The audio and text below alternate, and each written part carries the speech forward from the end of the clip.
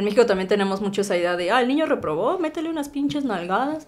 Es como, güey, es un niño de 8 años y no tiene el conocimiento necesario a su edad, no es culpa de él. Yo no estoy de acuerdo con esta idea del pobre es pobre porque quiere. Es porque no entiende, o sea, la gente no se pregunta qué hay detrás de ese razonamiento. ¿Por qué yo tomo una decisión?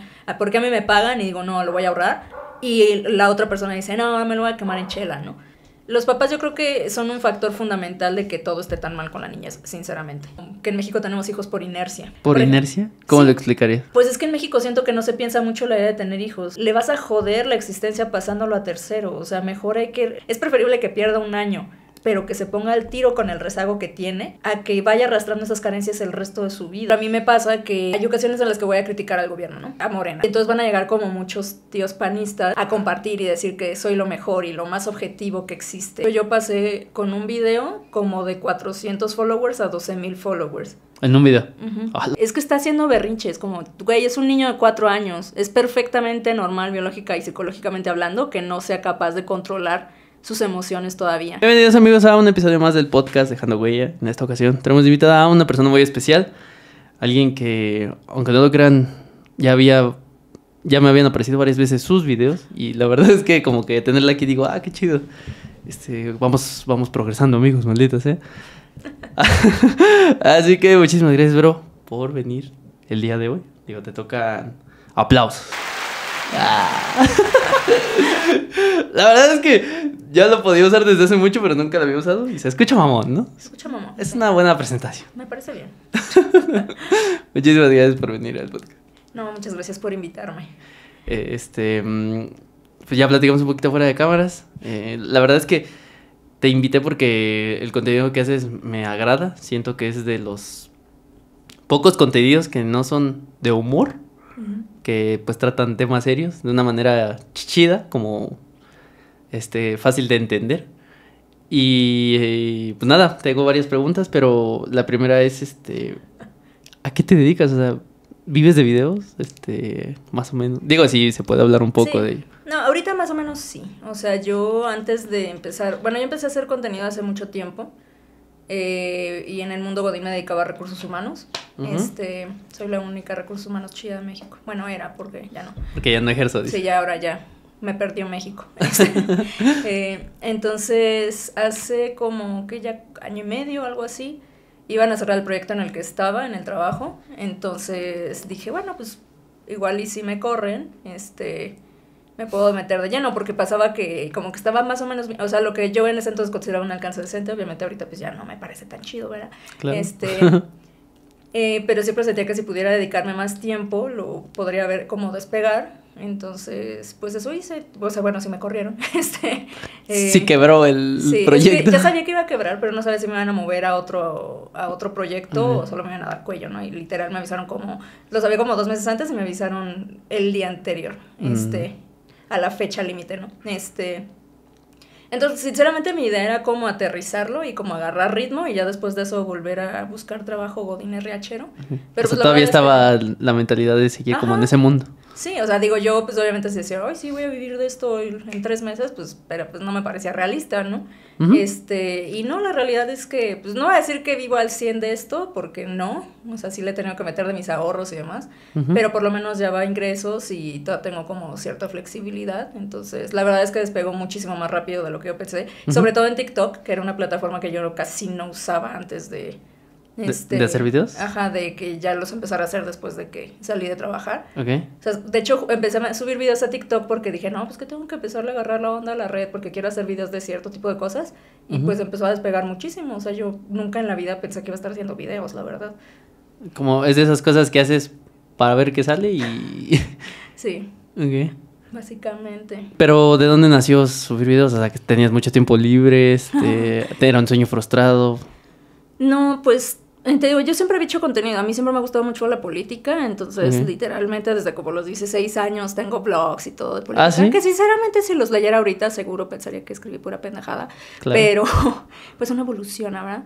Entonces yo ya tenía una página de Facebook que pues tenía muy pocos followers, tenía como que 6,000 followers, entonces... Pues no, tampoco son poquitos, Digo, insisto, comparado con ahorita pues se me hacen pocos, O sea, yo no sentía que tuviera un alcance muy amplio, pero sentía que dentro de mi nicho, por así decirlo, pues ya era como que mi contenido gustaba, ¿no? Va.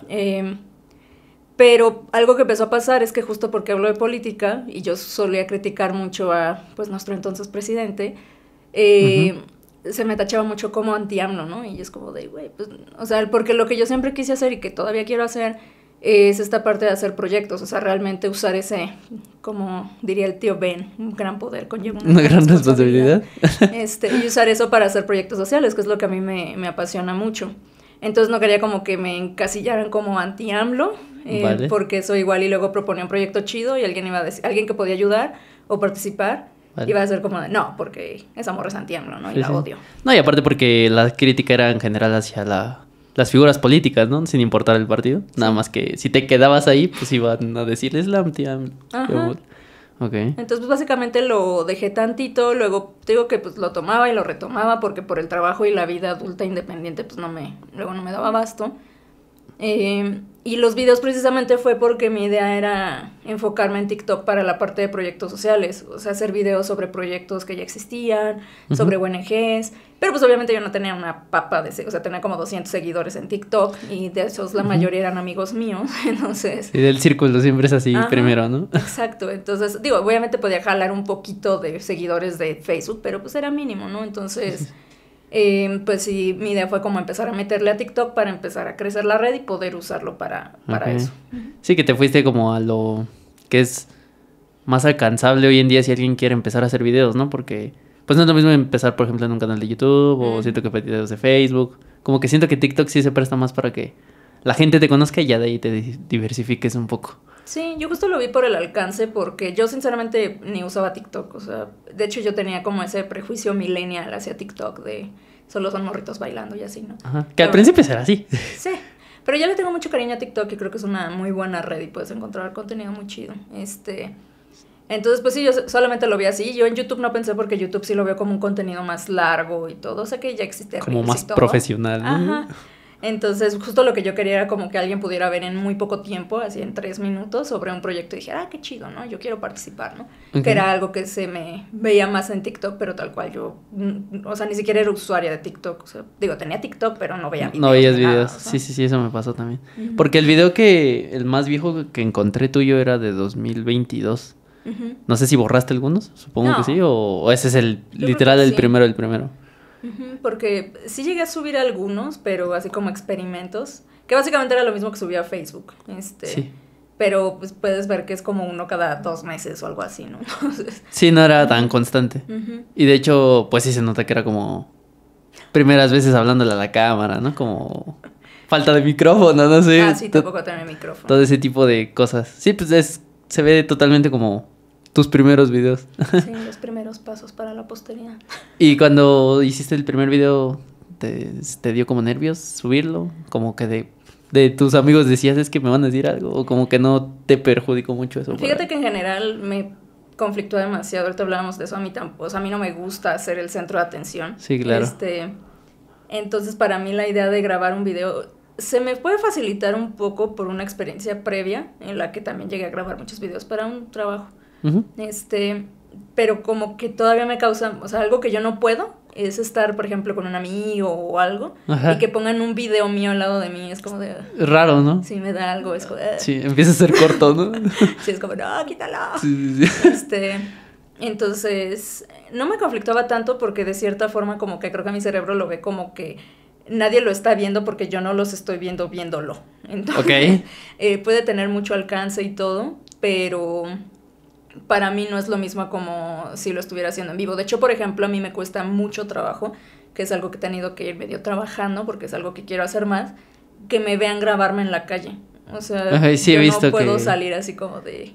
este es mi día. Ajá, así como de get ready with me para ir al trabajo, ¿no? Sí. O sea, y ahí grabando en el metro no puedo, o sea, por lo mismo de que siento que llamo la atención, es como de... Yo sí puedo grabarme, pero no hablar a la cámara. Siempre pongo la voz en off, ¿ya sabes? Ah, sí, eso yo también estaba pensando hacer. Como que son pasitos, pero sí, así, te traje amigos, ya vengo en el metro, así, eso no es... No he llegado a ese punto.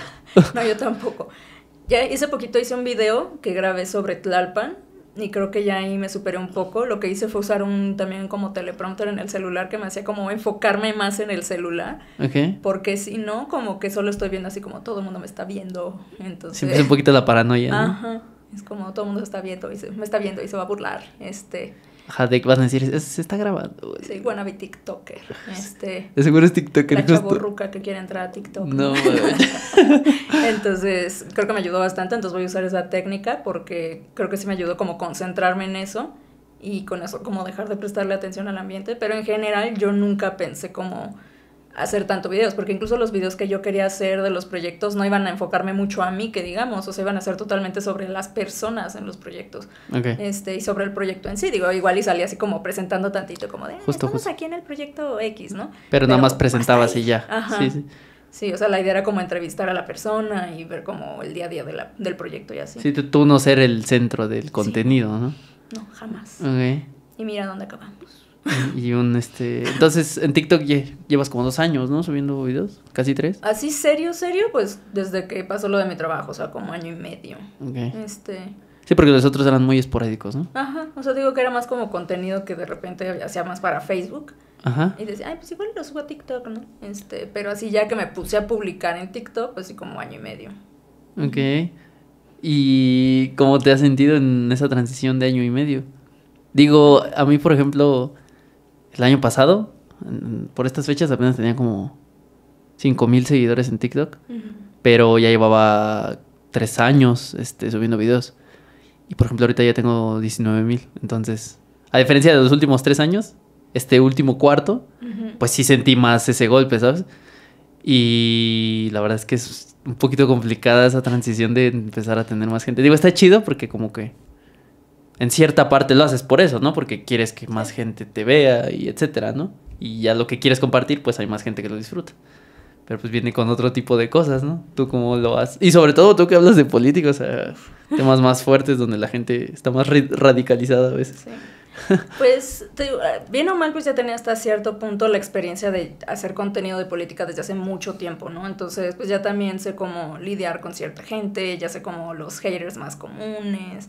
Creo que lo que sí ha sido diferente, pues es sinceramente el alcance, porque, pues ahorita obviamente sin que me crea como la TikToker más famosa del mundo, pues, o sea, sí tengo mucho más alcance, sí me reconocen en algunos lados. Okay. Ya también pues me llega a seguir gente que pues es más pesada, o sea, no sé, en Twitter, ¿no? Pues de repente retuitea de Dennis Dresser y esa morra tiene como 8 millones de followers, ¿no? Entonces, entonces eso ya es como más complicado. Creo que sinceramente de manera personal lo que más trabajo me ha costado es como... siento que mi éxito, por así decirlo, fue como muy repentino. O sea, te digo, yo no esperaba eso. O sea, y de repente se empezó a subir. De hecho, yo pasé con un video como de 400 followers a 12,000 followers. ¿En un video? A la verga. Entonces, o sea, de los primeritos que empecé a subir, o sea, tal cual pasé de 400 a 12,000 followers. Sí. ¿En qué? ¿Una semana? Como en una semana o algo así. Bueno, es demasiado de todo. Es demasiado, o sea. Sí. Entonces, como que lo que decía, o sea, mi plan, pues no es que me molestara si pasara, pero mi plan realista era, voy a aterrizar este pedo y ya cuando tenga como todo más aterrizado y automático, regreso a trabajar, ¿no? En unos 6 meses. Okay. Entonces yo no esperaba eso y como que de cierta forma me emocionaba porque era como, güey, pues está muy chido, a la gente le gusta mi contenido, está creciendo. Sí, estás conectando, ¿no? Ajá, pero el otro, ya sabes, como esa vocecilla invasiva, ¿no? De... algo malo va a pasar, no vas a pasar de aquí, y es como una lucha constante, porque incluso, por ejemplo, en TikTok, pues obviamente sí tengo alcance, pero siento que no sube tanto, sobre todo el número de followers, ¿no? Porque pues ya ves que luego hay un chingo de gente, hay personas que digo, ay, me encanta esta morra y qué chido que la sigo, y luego le voy a pasar el perfil a alguien y veo que dice seguir también, y yo como que no la sigo, o sea, según yo la sigo desde hace meses, ¿no? Entiendo. Entonces el número de followers tampoco crece como tan rápido. Entonces siempre tienes como esa vocecita de ¿qué tal que de aquí no vas a pasar? ¿Qué tal, ¿no? Que ahí es tu... Ya alcanzaste tu máximo sí, potencial, eso... ¿no? Y está bien cabrón porque, bueno, no sé si te pasa, pero abres las notificaciones y está tantos seguidores, mensajes, ¿no? Likes. Y justo no es este pedo de que ya te creas la tal cosa. Y ya te acostumbras como a ver el más 99, ¿no? Como que ya es normal. Sí, total. Pero ves el número ahí en punto 5, 19.5, 19.4, dices, ve, o sea, que ya está aquí. Y como que es una presión constante porque así se sumen 2 o 10 seguidores, como que ya no lo sientes igual, ¿no? Ajá, exacto.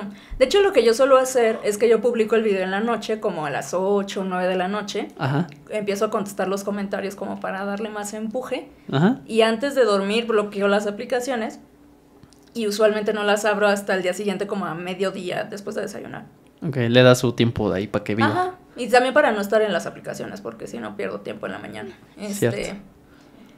Y pues yo sí estoy muy acostumbrada a abrirlo a las 12 o a la 1 y pues lo mismo, ¿no? Como más 99 seguidores más y los comentarios. Entonces cuando, por ejemplo, últimamente que no le he estado, siento yo metiendo tanta enjundia, o ayer que subí uno que me castigaron mucho, yo creo porque no estuve publicando, que pues hoy lo abro y como 15 seguidores nuevos y yo así como, Ajá, sí, estoy cabrón, ¿no? Y es como, que siguen siendo 15, ¿no? O sea, siguen siendo 15 personas que se sumaron, pero dices, Sí, pero si te acostumbras como algo diferente, entonces si de repente cambia el ritmo, sí es como de... Ay. Y empiezas a sentir la presión, ¿no? De que no debí de haber el fracaso subido, me está respirando en la nuca. No debí de haber dejado de subir video 2 semanas, ¿no? Sí, empieza el pésame. Sí, ya lo he hecho también, o sea, y entonces ya estoy más tranquila que antes, porque pues ya también, por ejemplo, no sé, en Navidad, sí dejé de publicar como unas 2 semanas, y pues yo sé que regresas y que estás así como...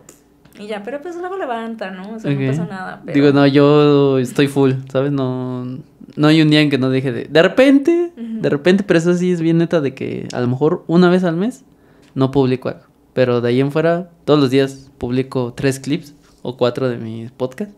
Sí. Entonces yo estoy acostumbrado como a no descansar. Pero también entiendo que está un poquito mal, ¿no? O sea, que no debería de sentir esa presión tanto. Sí. Yo siento que justo es eso, o sea, que yo sí siento la presión, o sea, casi es como de, hoy estoy deprimida y me quiero tirar al vicio, pero no he publicado esta semana en TikTok, ¿no? Exactamente. Entonces, sí, tengo que sacar algo ahorita. Ajá, si no, el algoritmo me va a castigar y mi alcance va a ser una basura. Y es que es eso, y también está como feo también empezar a sentirte dependiente, ¿no? Del contenido que haces. Sí, no, es horrible. Digo, la ventaja, si lo quieres poner así, de mi contenido es que es contenido como un poquito más denso. Entonces, incluso para mí la idea de publicar diario es absurda. O sea, sería demasiado. O sea, siento que saturaría demasiado a mis seguidores, pero realmente, según mis estadísticas, la inmensa mayoría de la gente que ve mis videos es en el para ti, no mis seguidores, pero Ajá. Pero bueno, a la gente, ¿no? Porque son videos densos, entonces, y también, por ejemplo, ahorita pues tengo el proyecto colaboro con Animal Político y también es un video pues como de 6 minutos, ¿no? ¿A poco? Entonces... ¿Haces como cápsulas, como notas? Ajá, pues ellos hacen investigaciones periodísticas y pues buscan llegar como otro tipo de público, entonces yo hago videos sobre las investigaciones, ¿no? ¿Pero en tu perfil? No, en el suyo, pero siempre lo comparto en el mío como para que tenga más alcance. Entonces, por ejemplo, si ellos suben el video el domingo, no me gusta publicar el lunes como para también darle espacio a ese para... Porque ya saliste un día antes, ¿no? Ajá, entonces como para que alcance un poquito más de gente y como que nos empalmen los dos. Ok. ¿Cómo es trabajar con Animal Político? O sea... Pues la verdad es bastante chido. Animal Político es un medio que a mí me gusta desde hace mucho porque sí lo considero como verdaderamente independiente, tanto como pueda ser un medio periodístico. Sí, dentro de sus límites, ¿no? Digo, pues tienen investigaciones muy pues pesadas, ¿no? Por ejemplo, la estafa maestra y demás.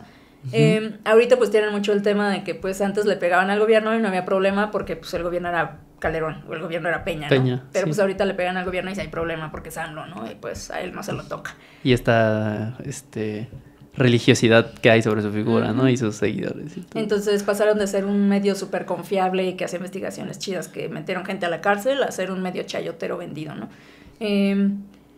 Entonces pues hay como que lidiar mucho con eso y el tema es que como algo que también ves cuando haces contenido de política y afuera de Animal Político es que es muy difícil no hablar de Morena, o sea, porque realmente tienen un dominio tan grande que es muy complicado hablar de otra cosa. Más actualmente, ¿no? Con los resultados de las últimas elecciones. O sea, yo por ejemplo, no sé, donde yo vivo, ¿quién gobierna? El PAN.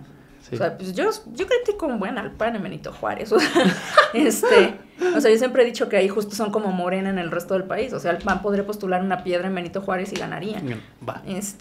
Pero pues no hay mucho que pueda decir porque, o sea, las actividades de las alcaldías tampoco son tantas, ¿sabes? O sea, y las críticas sí son como muy focalizadas, pero tampoco es algo como de altísimo impacto, o sea... por ejemplo, temas que me gustaría tratar en Benito Juárez, pues un poquito la movilidad, que hagan ciclovías bien hechas, que insisto, pues es límite, o sea, en el momento en el que yo me vaya muy hacia el norte, ya llegué a Cuauhtémoc, y pues si ellos no quieren meter ciclovía, pues ya fui, ¿no? Ok. Temas, por ejemplo, de parques, o sea, todo lo que es infraestructura social, parques, centros, ay, ¿cómo se llaman estas cosas? Casas de cultura que están súper abandonadas, pero pues volvemos a lo mismo, ¿sabes? No es algo que... puedes ver como tan complejo, no sé, como la vivienda o la red general de movilidad, que ya es algo a nivel ciudad. Entonces, pues la crítica que puedo hacerle a Benito Juárez, pues no es como de alto impacto, ¿sabes? O sea, incluso si se logra un proyecto chido y ponemos algo padre en en las casas de cultura, pues no es como que va a revolucionar el país. O sea, obviamente va a tener un impacto en la población, pero... es mínima, ¿no? Ajá. No es como si hablaras de los temas en general de la Ciudad de México, por Exacto. ejemplo. O sea, yo, por ejemplo, sí hago muchas críticas a temas de infraestructura en Ciudad de México, sobre todo en la movilidad, y pues eso le toca a la ciudad. O sea, antes a Claudia Sheinbaum y ahorita a Clara Brugada, ¿no? Y si quiero hablar de otro tipo de temas como el combate al crimen organizado, pues eso es 100% federal. Entonces tengo que hablar del gobierno federal. Claro. Entonces, pues por más que yo quiera como no enfocarme tanto en ellos, pues es que están en todos lados. O sea, no tengo de otra. Y entonces con Animal Político pasa mucho eso, o sea que muchas de las investigaciones pues no es como que vamos a atacar a este gobernador, sino que, güey, si vas a hacer una investigación de un gobernador, es mucho más probable que sea morenista a que sea de otro lado, ¿no? Entiendo. Entonces pues sí, de repente sí caen muchos ataques, pero pues lo normal, ¿no? Es más como, a mí me perturba más porque lo que yo conozco de Animal Político y que he visto es que sí son muy estrictos en sus investigaciones, o sea, sí les piden como todas las fuentes posibles.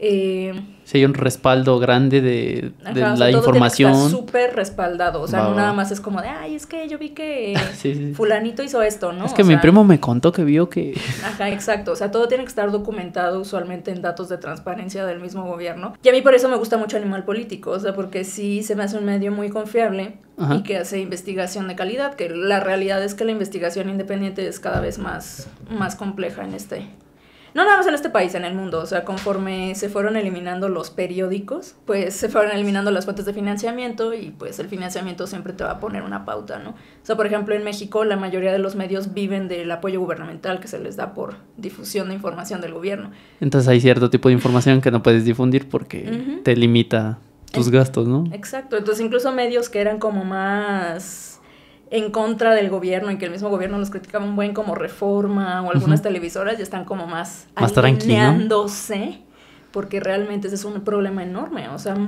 gran parte del dinero que reciben muchos medios viene del gobierno. Entonces, pues está complicado porque pues la gente no quiere apoyar medios independientes porque pues como, yo no voy a suscribirme a un medio independiente, pero a la vez queremos informarnos bien de medios que dependen del gobierno para subsistir. Ok.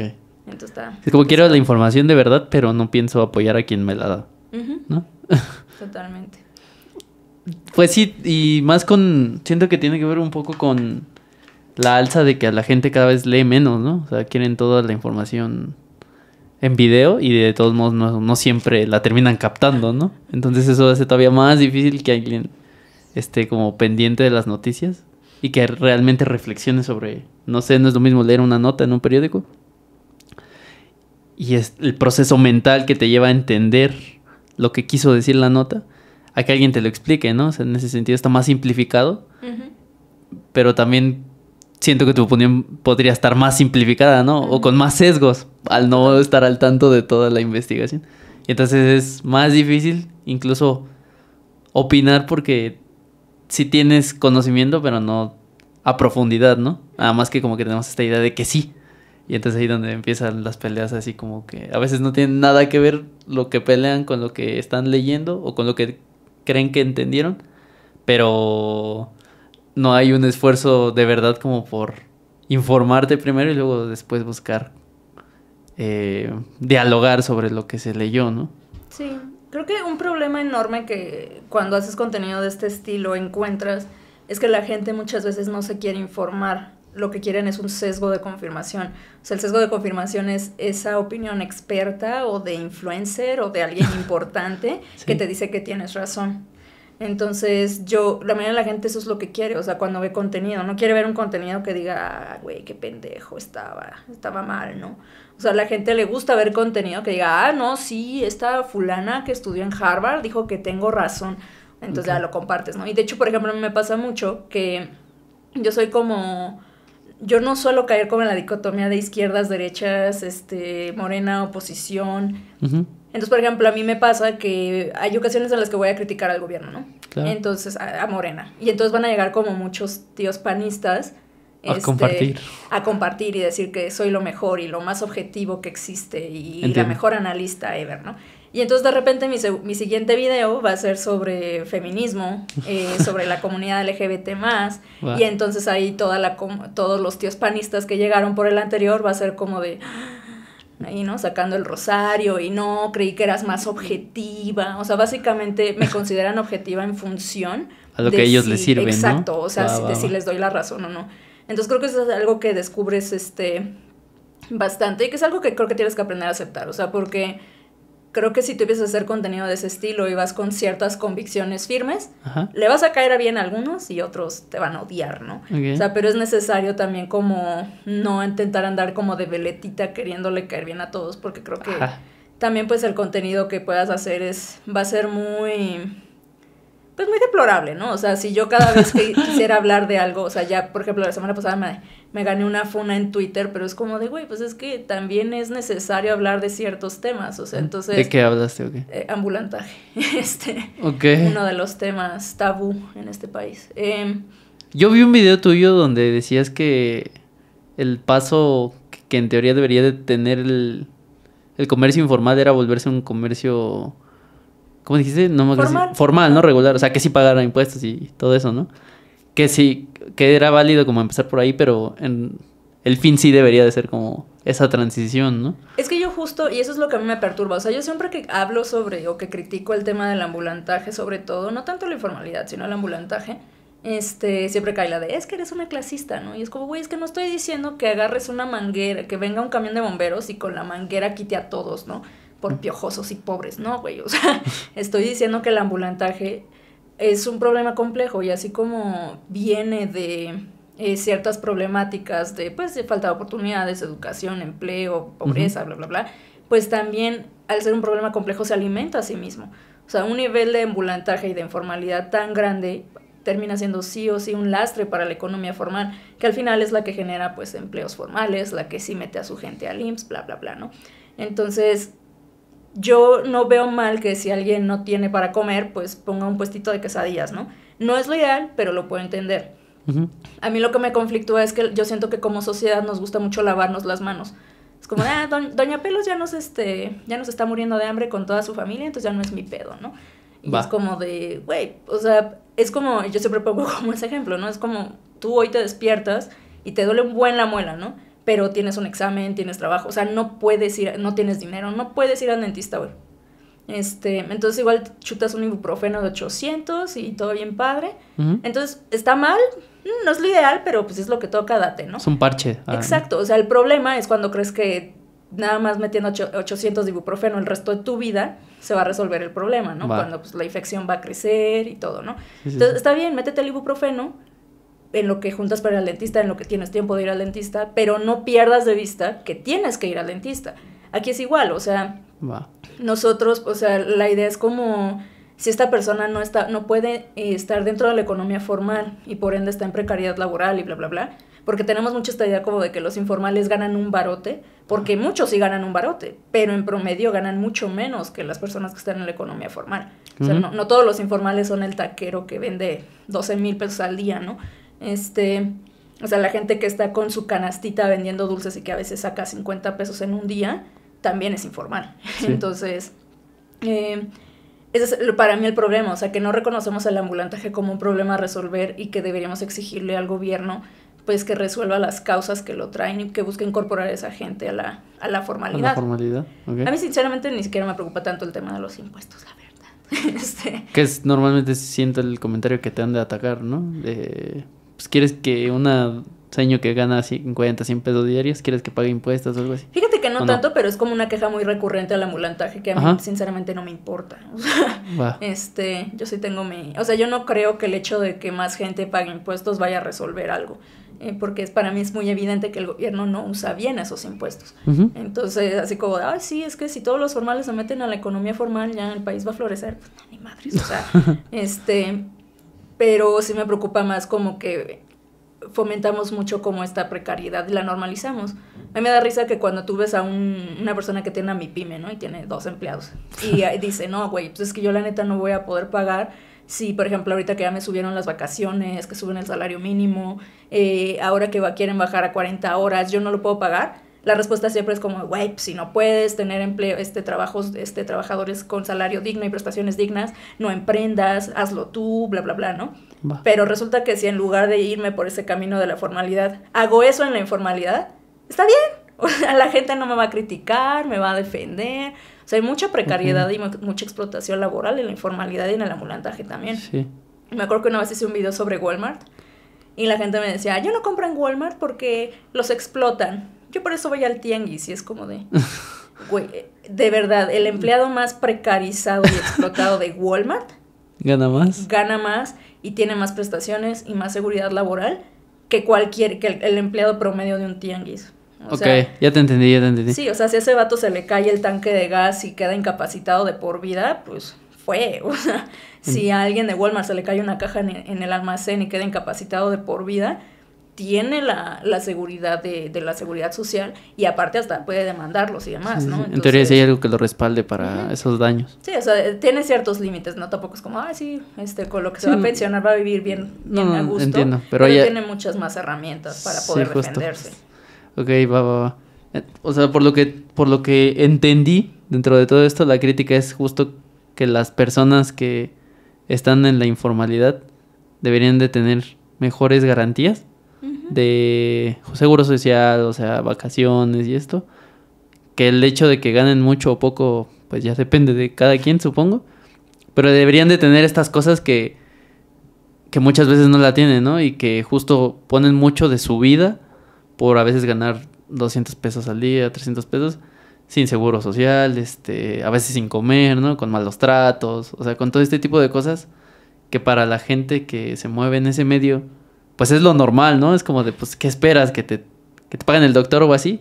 Pero sería, su gusto, pero lo ideal sería buscar que tuvieran eso, ¿no? A pesar del tipo, sin importar el tipo de trabajo en el que te desempeñes, ¿no? Sí, o sea, hay muchos aspectos, o sea, es esta parte desde la precariedad laboral, pero pues también está la parte de corrupción, o sea, el ambulantaje no existe sin la corrupción, y esa es la principal razón por la que el gobierno jamás va a atacar el ambulantaje, o va a combatir, porque no digo atacar, porque si no, o sea, combatir las causas del ambulantaje, porque pues no le conviene, ellos ganan un buen de dinero, y aparte arsenal político de eso, ¿no? Entonces, pero pues también está, insisto, el tema de corrupción, el tema de movilidad. O sea, en muchos lados el ambulantaje es un problema enorme de movilidad peatonal. Donde yo crecí en Iztapalapa. O sea, para mí yo descubrí que me gustaba caminar cuando me fui a vivir a Benito Juárez. O sea, cuando vivía en Iztapalapa y cuando vivía en Pantitlán, para mí caminar era odioso. O sea, es como o sea, tienes que estar pasando así entre un chingo de gente y puestos ambulantes, caminar por el arroyo vehicular. O sea, ese tipo de cuestiones, esa es la cuestión, o sea, son muchos problemas que derivan de ese problema y que realmente ni siquiera es algo que a largo plazo sea benéfico para la gente, o sea, el ambulantaje es un problema que se alimenta a sí mismo, entonces eso es lo que yo digo, o sea, como verlo como un problema a corregir, si lo quieres poner así, pero no desde un punto de vista Sandra Cuevas style, de vamos a arrollar a esa vendedora de tamales con el jeep, ¿no? O sea, entiendo. Sino desde, pues, atacar las causas que la misma gente señala, como de, es que el ambulantaje es ambulante por esto, ¿no? Entonces, pues, atacar eso. Y también, pues, ¿por qué no? Incorporar la formalidad, porque hay muchos, ambulantes que sí podrían pasarse a la formalidad, ¿no? Sí, simplemente les conviene estar de informal. Exacto. O sea, hace poquito vi que quitaron un puesto de tacos en Benito Juárez Y la chava estaba diciendo, es que este puesto lleva 20 años aquí. Y es como, güey. O sea, yo hasta por mi propia seguridad no podría permitirme eso. O sea, es como no. O sea, imagínate que mi ingreso dependa de algo que cualquier día me pueden quitar, porque técnicamente no es legal. O sea, cualquier momento que le cae gordo, que cambió el partido de la alcaldía, que el candidato me odia, ya, sí, ahí fue mi ingreso. Que le caí mal a la persona incorrecta. Que... Exacto, o sea, ahí fue. O sea, que alguien de la alcaldía comió de mis tacos y le dio chorro, lo que tú quieras. Sí. O sea, ahí quedó mi forma de vida, ahí quedó mi ingreso, ahí quedó el ingreso de mi familia. De la escuela de mis hijos. Exacto, o sea, entonces... O sea, sí, a mí me cuesta mucho trabajo entender cómo estar en ese grado de tan poca certeza, ¿no? Y obviamente pues todas las personas que trabajan en el puesto pues son los típicos chalanes de puesto, obviamente no tienen ninguna clase de prestación. Estamos hablando de un negocio que pues fácilmente podría ya haberse formalizado, ¿no? Que sí los llega a ver, pero no son tantos porque si te formalizas pues ya tienes que pagar impuestos, ya tienes que pagar la renta de un local, ya tienes que pagar prestaciones, ya tienes que pagar sueldos conforme a la ley, ya tienes que pagar un chingo de cosas que en la informalidad no pagas, ¿no? Va. Y entonces, pues, nadie va a sacrificar como todo eso, incluso por ese grado de por certeza. Sentir que pierde dinero, ¿no? Entonces, y eso también termina siendo un lastre porque, pues, ese tipo de negocios terminan siendo una competencia desleal con la gente que sí paga todo eso, ¿no? Ok. Va. Sí, es como un güey que podría hacerlo perfectamente, pero decide hacer trampa, ¿no? Sí, básicamente. O sea, digamos, si lo necesitabas para empezar porque, pues, obviamente no tienes capital para poner un local y todo, sí, claro. Ok, date, ¿no? Sí, pero pues siempre velo como así, pero no se siente esa necesidad porque se permite, ¿no? Entonces... Sí, porque ya te empieza a ir bien y dices, la forma en que lo hago sigue siendo redituable para mí, ¿no? O sea, no siento esa presión de tener que hacerlo formal porque no he tenido una llamada de atención, porque nada grave ha pasado, pero como que dejas que todo penda de un hilo, ¿no? Sí, entonces es un tema muy complejo, pero insisto, es un tema tabú que cada vez que hablo, hay varios temas que si hablo de ellos me va a caer, o sea, pero insisto, es que se tiene que hablar de ello porque lo tenemos muy normalizado y para mí es eso, o sea, para mí es lavarnos las manos, es como de, ay, bueno, Doña Pelos ya no se murió de hambre, ya me vale madre, y nos vale madre que si mañana el hijo de Doña Pelos se enferma, pues Doña Pelos vaya a tener que empeñar hasta lo que no tiene para llevarlo a un hospital privado porque obviamente no tiene ningún tipo de seguridad social, ¿no? Sí. Incluso es muy común que gente que sí tiene mayores ingresos en el ambulantaje ni siquiera hace como para sacar un seguro, ¿no? Entonces, pues les va decente, mucho mejor que al promedio, pero o sea, un cáncer y demás, pues quedan en la ruina porque no... O sea, hay muy poca gente que puede costearse enfermedades así en el sector privado, ¿no? Y entonces, pues sí, o sea, vas como verlo un problema a resolver, pero desde una perspectiva no tan, insisto, Sandra Cuevas. Sí, porque es justo la crítica es hacia las causas que genera el ambulantaje y las consecuencias que puede tener para las personas, pero la queja no es contra la persona que está vendiendo. Vaya, o sea, no es directo, ¿no? No es el puesto de la esquina de tu casa no debería de existir porque... No es eso, ¿no? Es más como la crítica al fenómeno, ¿no? Sí, yo siempre critico el fenómeno y es lo que digo, es que yo no estoy satanizando al ambulante, estoy satanizando el fenómeno del ambulantaje, ¿no? Que eso es primordial, siento, para no caer en esto de, está diciendo que mi tío, o que mi amigo, o que el puesto al que recurro frecuentemente no debería de existir, o cosas así, ¿no? Sí. Es ahí donde se malinterpreta todo la crítica, ¿no? Sí, pero es un tema que sinceramente no puedes tocar. O sea, o eres alguien que lo acepta y lo promueve, o eres un clasista de mierda, ¿no? Entonces, no hay otra. O sea, entonces sí es bastante complicado. Es que siento que, aparte, tienes una manera como... Pues no digamos que amable, y no debería de serlo, porque entiendo también los temas... O sea, no estás hablando de música, ¿sabes? O sea, o de chismes, no sé. Entiendo, ¿no? Entiendo que tratas los videos con la seriedad que debería de tratarse. Pero ¿cómo es tu proceso para hacer esos videos? O sea, ¿qué tanto investigas? ¿Qué tanto es de guión? ¿Qué tanto te tardas grabándolo? Porque hace ratito te dije, siento que los haces de una manera en que la gente te pueda entender. Pero también eso es difícil. O sea, eso es lo que hace un buen profesor en algún sentido. Pero eso no quiere decir que sea fácil, ¿no? Me da mucha risa porque algo que me preguntan mucho es cuando hablo de X tema y me dicen así como de, ay, ¿qué me recomiendas para saber más de este tema? Y usualmente lo que siempre pienso es como, güey, no tengo idea, o sea, porque por lo general casi siempre, salvo que sea así como alguna, pero incluso si es como una nota del momento, o sea, son temas de los que ya sé un poquito más. O sea, no sé, lo que pasó ayer con el Mayo Zambada, ¿no? Que estaban hablando como de los homicidios en Sinaloa en general y bla, bla, bla, y fue el video que subí ayer. Pues ya es como un background también de que yo sé un poquillo del tema de crimen organizado, pero sobre todo de cómo se las gastan los políticos y pues la gente que, pues periodistas y demás que le hacen el juego a los políticos para usar los datos a conveniencia, ¿no? Entonces, pero todo eso yo lo sé como de un aprendizaje de análisis de mucho tiempo. Entonces, por ejemplo, lo que suelo hacer es que tengo como una lista de temas de los que me gustaría hablar, que algo que me empezaba al principio de querer hacer TikToks era que sabía que tenía que publicar mucho, un mínimo 2, 3 veces por semana, y siempre pensaba que se me iban a acabar los temas. La realidad es que tiene temas que tengo anotados desde hace 6 meses y no los he tocado. Sí, ¿no? Eso pasa mucho. Entonces, pues básicamente como que defino los temas, puede ser como lo que yo llamo como temas atemporales, o sea, tengo uno que quiero hacer de hace un buen justo de la adicción que tenemos al celular y bla, bla, bla. Que eso pues realmente, digo, igual y un día pasa algo que haga que despunte, no sé, igual y atropellaron a una persona por ir iba en el celular. Vale. Entonces eso igual le hace que pueda despuntar, pero por lo general es un tema más atemporal, ¿no? Y otros son temas como del momento, de pasó, no sé, lo de la reforma judicial, ¿no? Entonces tengo que hablar de eso en este momento. Sí, es lo fresco. Algo que yo aprendí mucho cuando empecé a meterme en este tema de la política, como dije, pues yo estaba muy morra, tenía como 16, 17 años, y pues también estás lidiando con adultos que probablemente saben más que tú o tienen más experiencia que tú. Y a mí nunca me ha gustado como que me hagan ver que estoy mal enfrente de todos, ¿no? O sea... ¿Como humillarte? Ajá, o sea, sé aceptar bien, contrario a lo que mucha gente piensa, como es que hoy tú nunca aceptas que estás mal. Yo sí acepto que estoy mal, ¿no? Si me lo demuestras, no nada más porque tú opinas que estoy mal, ¿no? Entonces, a mí sí me gusta como prever todo. Y creo que eso es... básicamente como este manejo de objeciones, si lo quieres poner así. Sí. Entonces, creo que uno es que no hablo jamás de temas que no sé bien, o sea, que no tengo un dominio decente. Se me hace muy irresponsable hacer eso. O sea, sí me han llegado de repente a pedir que hable de ciertos temas.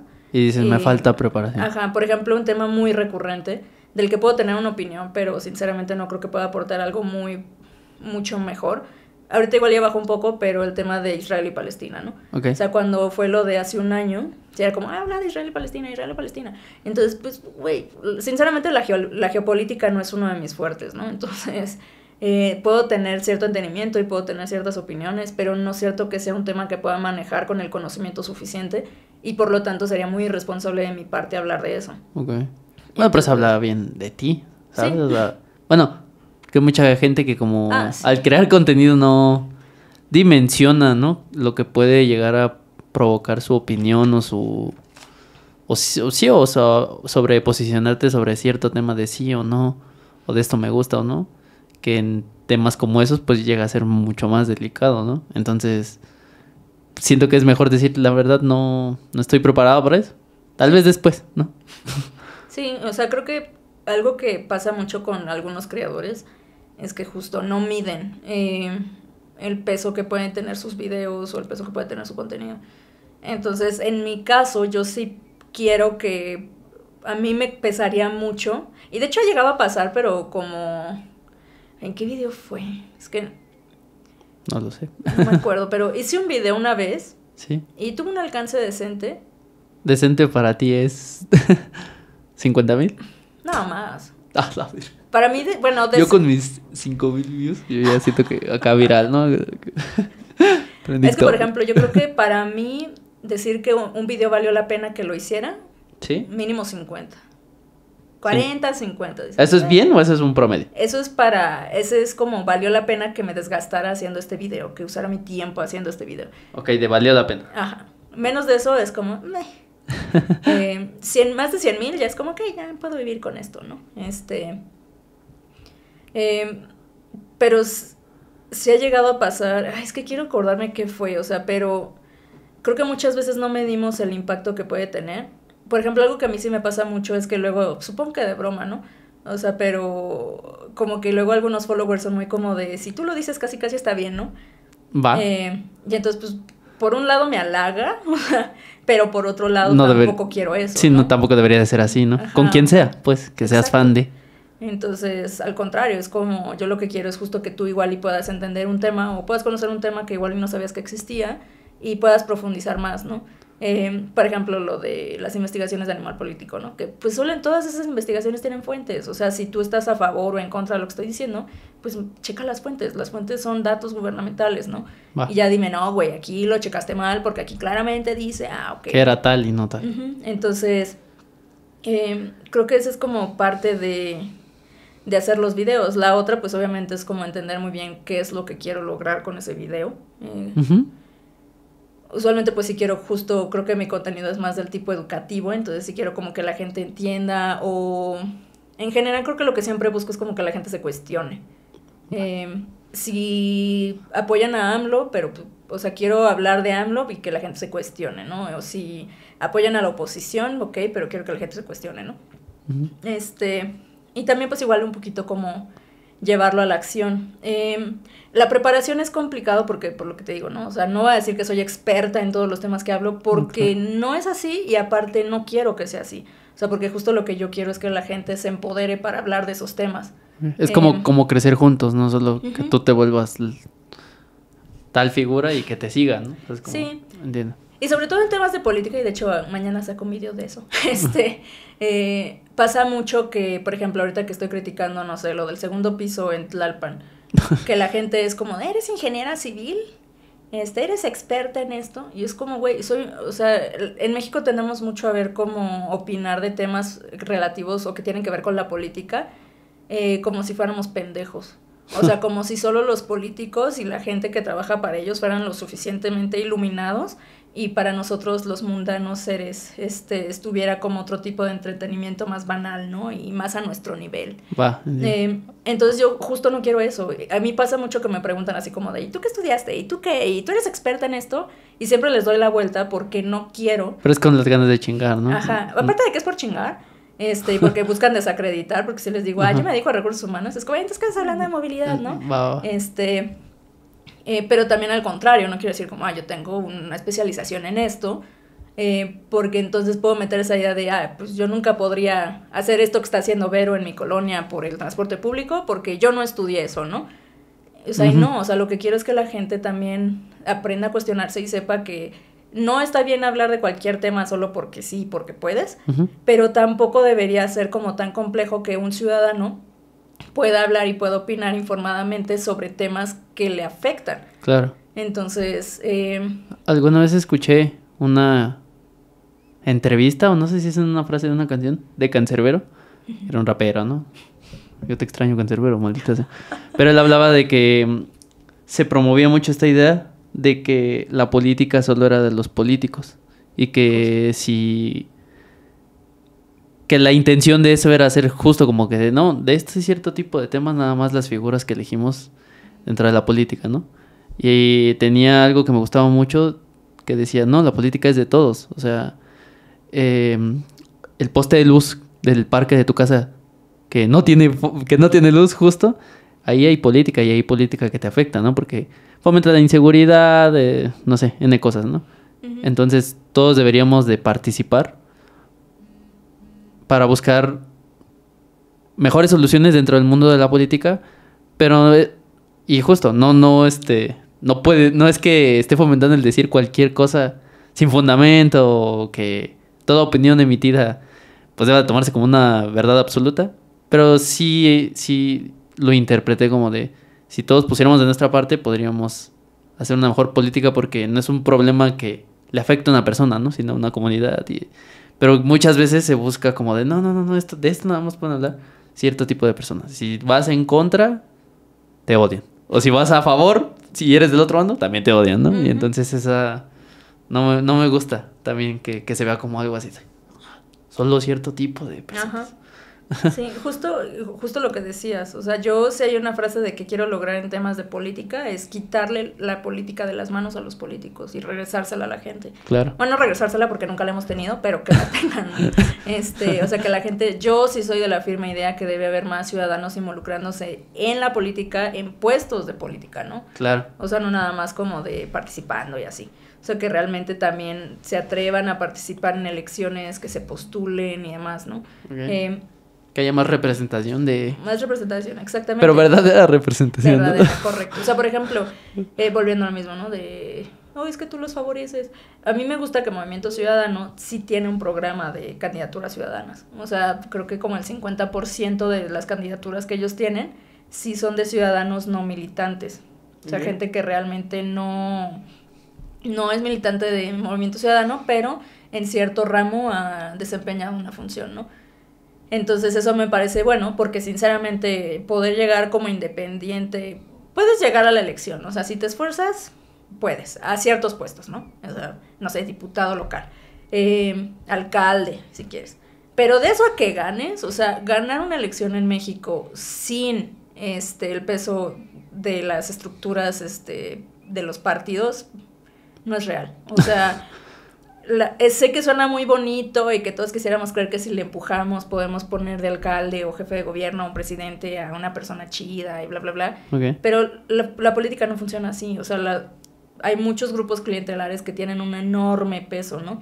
Entonces, si tú estás en un partido, pues vas a tener cierto empuje que es necesario. O sea, porque, por ejemplo, la gente piensa mucho esto como de, sí, me voy a lanzar de candidato independiente y deberían rebajarlo para que yo pueda hacer y ya, o sea, en esos 3 meses, con el presupuesto, seguro convenzo a la mayoría de la gente de votar por mí y gano, o sea, eso no es real. Por ejemplo, en Benito Juárez estaba por Movimiento Ciudadano Rodrigo Cordera, que hasta donde tengo entendido no es militante de Movimiento Ciudadano, pero sí medianamente conocido porque ha empujado muchas reformas. O sea, por ejemplo, la de la ley silla, las vacaciones, ahorita está con lo del transporte público, 24 horas.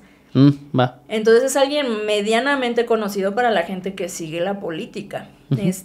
Y lo impulsó Movimiento Ciudadano, no fue como un candidato independiente. Entiendo. Y aún así, pues, la cantidad de votos que tuvo en Benito Juárez, pues, fue mínima. O sea, por más de que el vato estuvo en campaña y estuvo como moviéndose y presentándole sus propuestas a la gente, o sea, no es tan sencillo, o sea, no es tan fácil agarrar a una persona que en la perra vida te ha visto y convencerla de que vote por ti en lugar de por el PAN, ¿no? No, y está el ejemplo de que aunque tengas mucha gente que te sigue en un ámbito, como Kanye West, que se postuló y que tuvo menos del 1%, ¿no? O el 1%, no me acuerdo.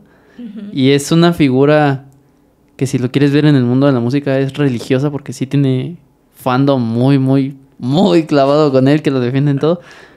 Pero para la política quedó demostrado que no, ¿no? Sí. Entonces, no es tan fácil también. No. Y por otro lado tienes figuras como Cuauhtémoc Blanco, que pues pasó de la América, de Cuernavaca, Morelos, ahora es diputado, ahora es coordinador de no me acuerdo qué cosa, o sea, es como...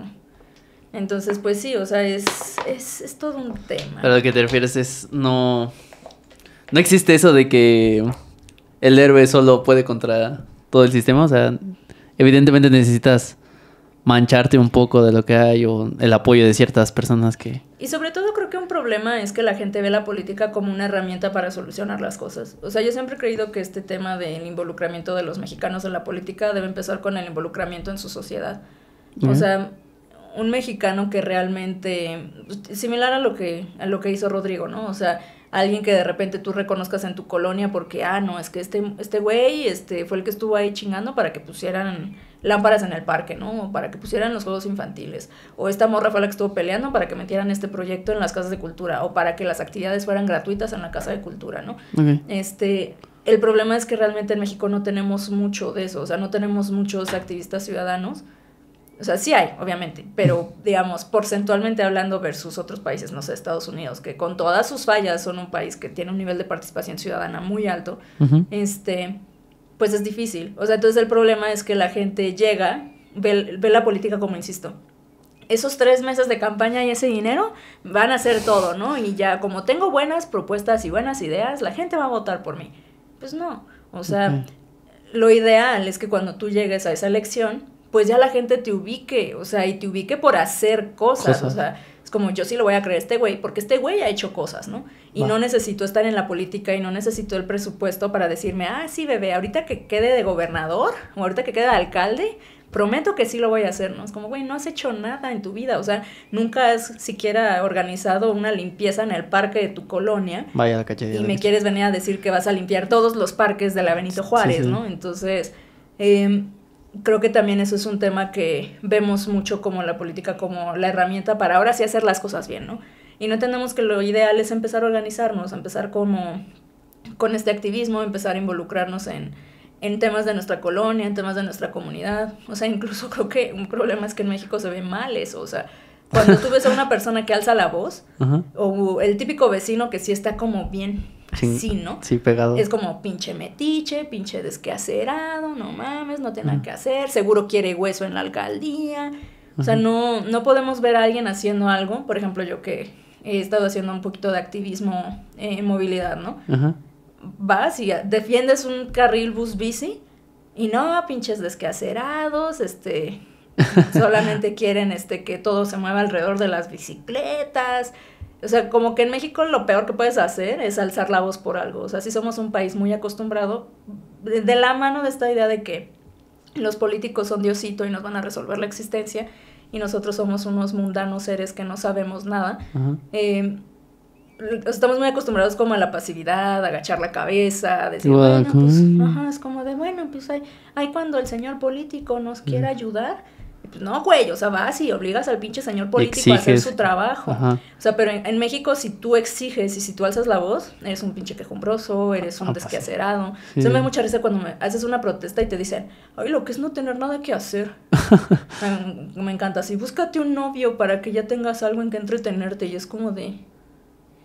Güey, o sea, tenemos demasiado normalizado ver que algo está mal, ver que algo no funciona, y eso nos daña directamente de una o varias formas, de poca gravedad o mucha gravedad, y no hacer nada. Sí, porque el hecho de que estemos acostumbrados a que las cosas estén mal no quiere decir que no deberíamos de aspirar a estar en un mejor lugar, ¿no? O de aspirar a mejores cosas. Y normalmente cuando buscas eso, pues si eres visto como mal, ¿no? Como de que este güey... Que si lo dimensionas, pues obviamente tú solo no puedes cambiar las cosas de hace 20 años, ¿no? Pero lo ideal sería trabajarlo como comunidad y buscar una mejor solución, ¿no?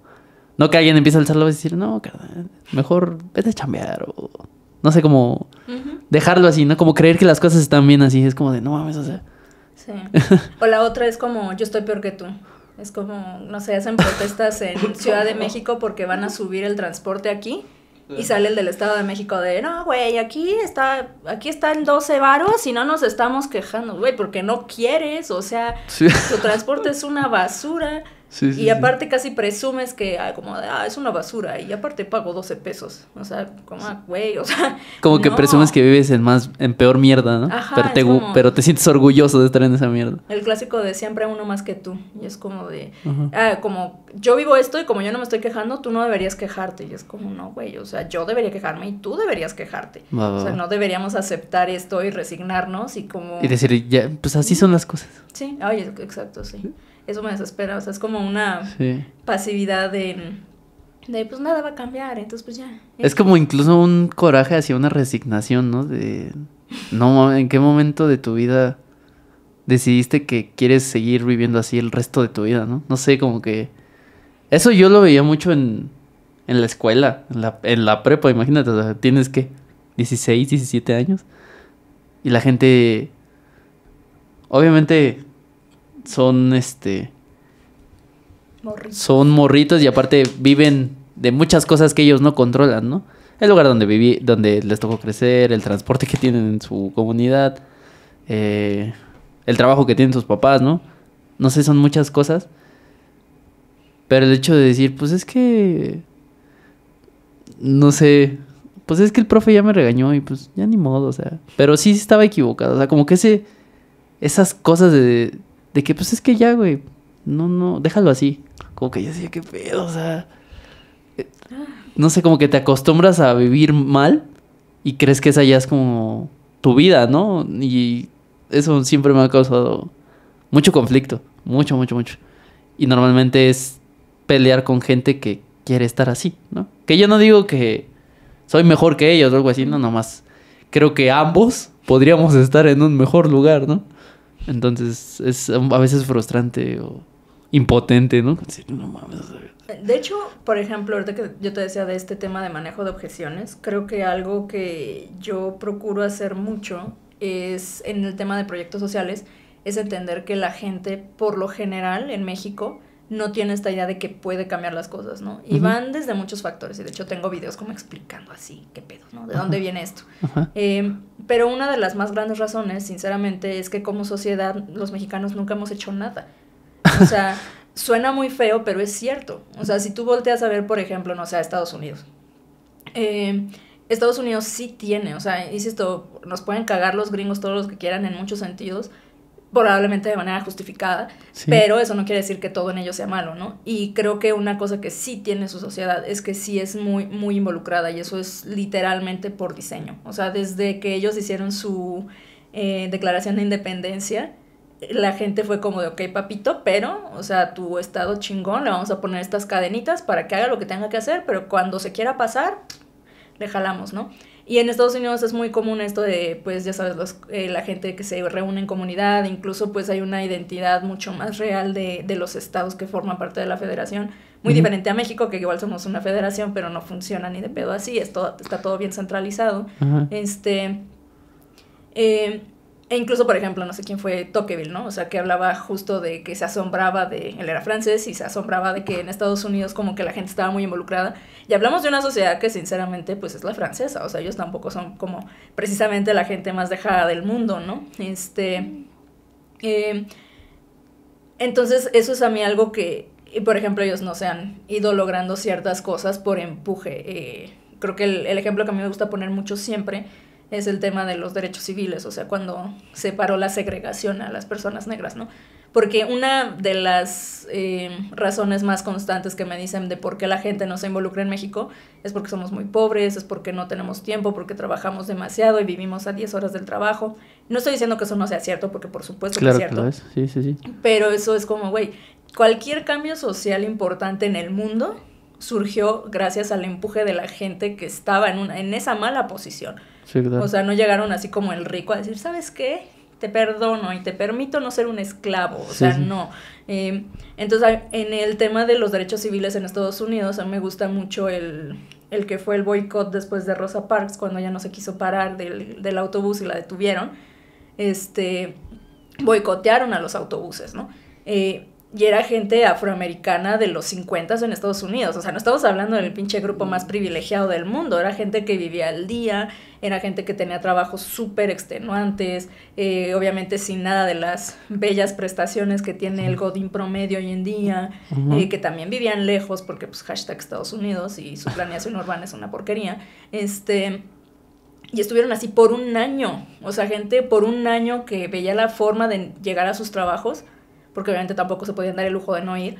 Pero que siguen constante en esa presión, ¿no? Exacto, o sea, llegaban a caminar, o sea, todo. Y sinceramente, pues eso va creando, insisto, Estados Unidos es un país que tiene muy marcado en su historia el ir consiguiendo cosas. Y México no es así. O sea, México desde siempre ha sido como, la revolución. O el grupo de la independencia organizó este pedo y pues ya estalló y bla, bla, bla. Y después pues tuvimos un emperador.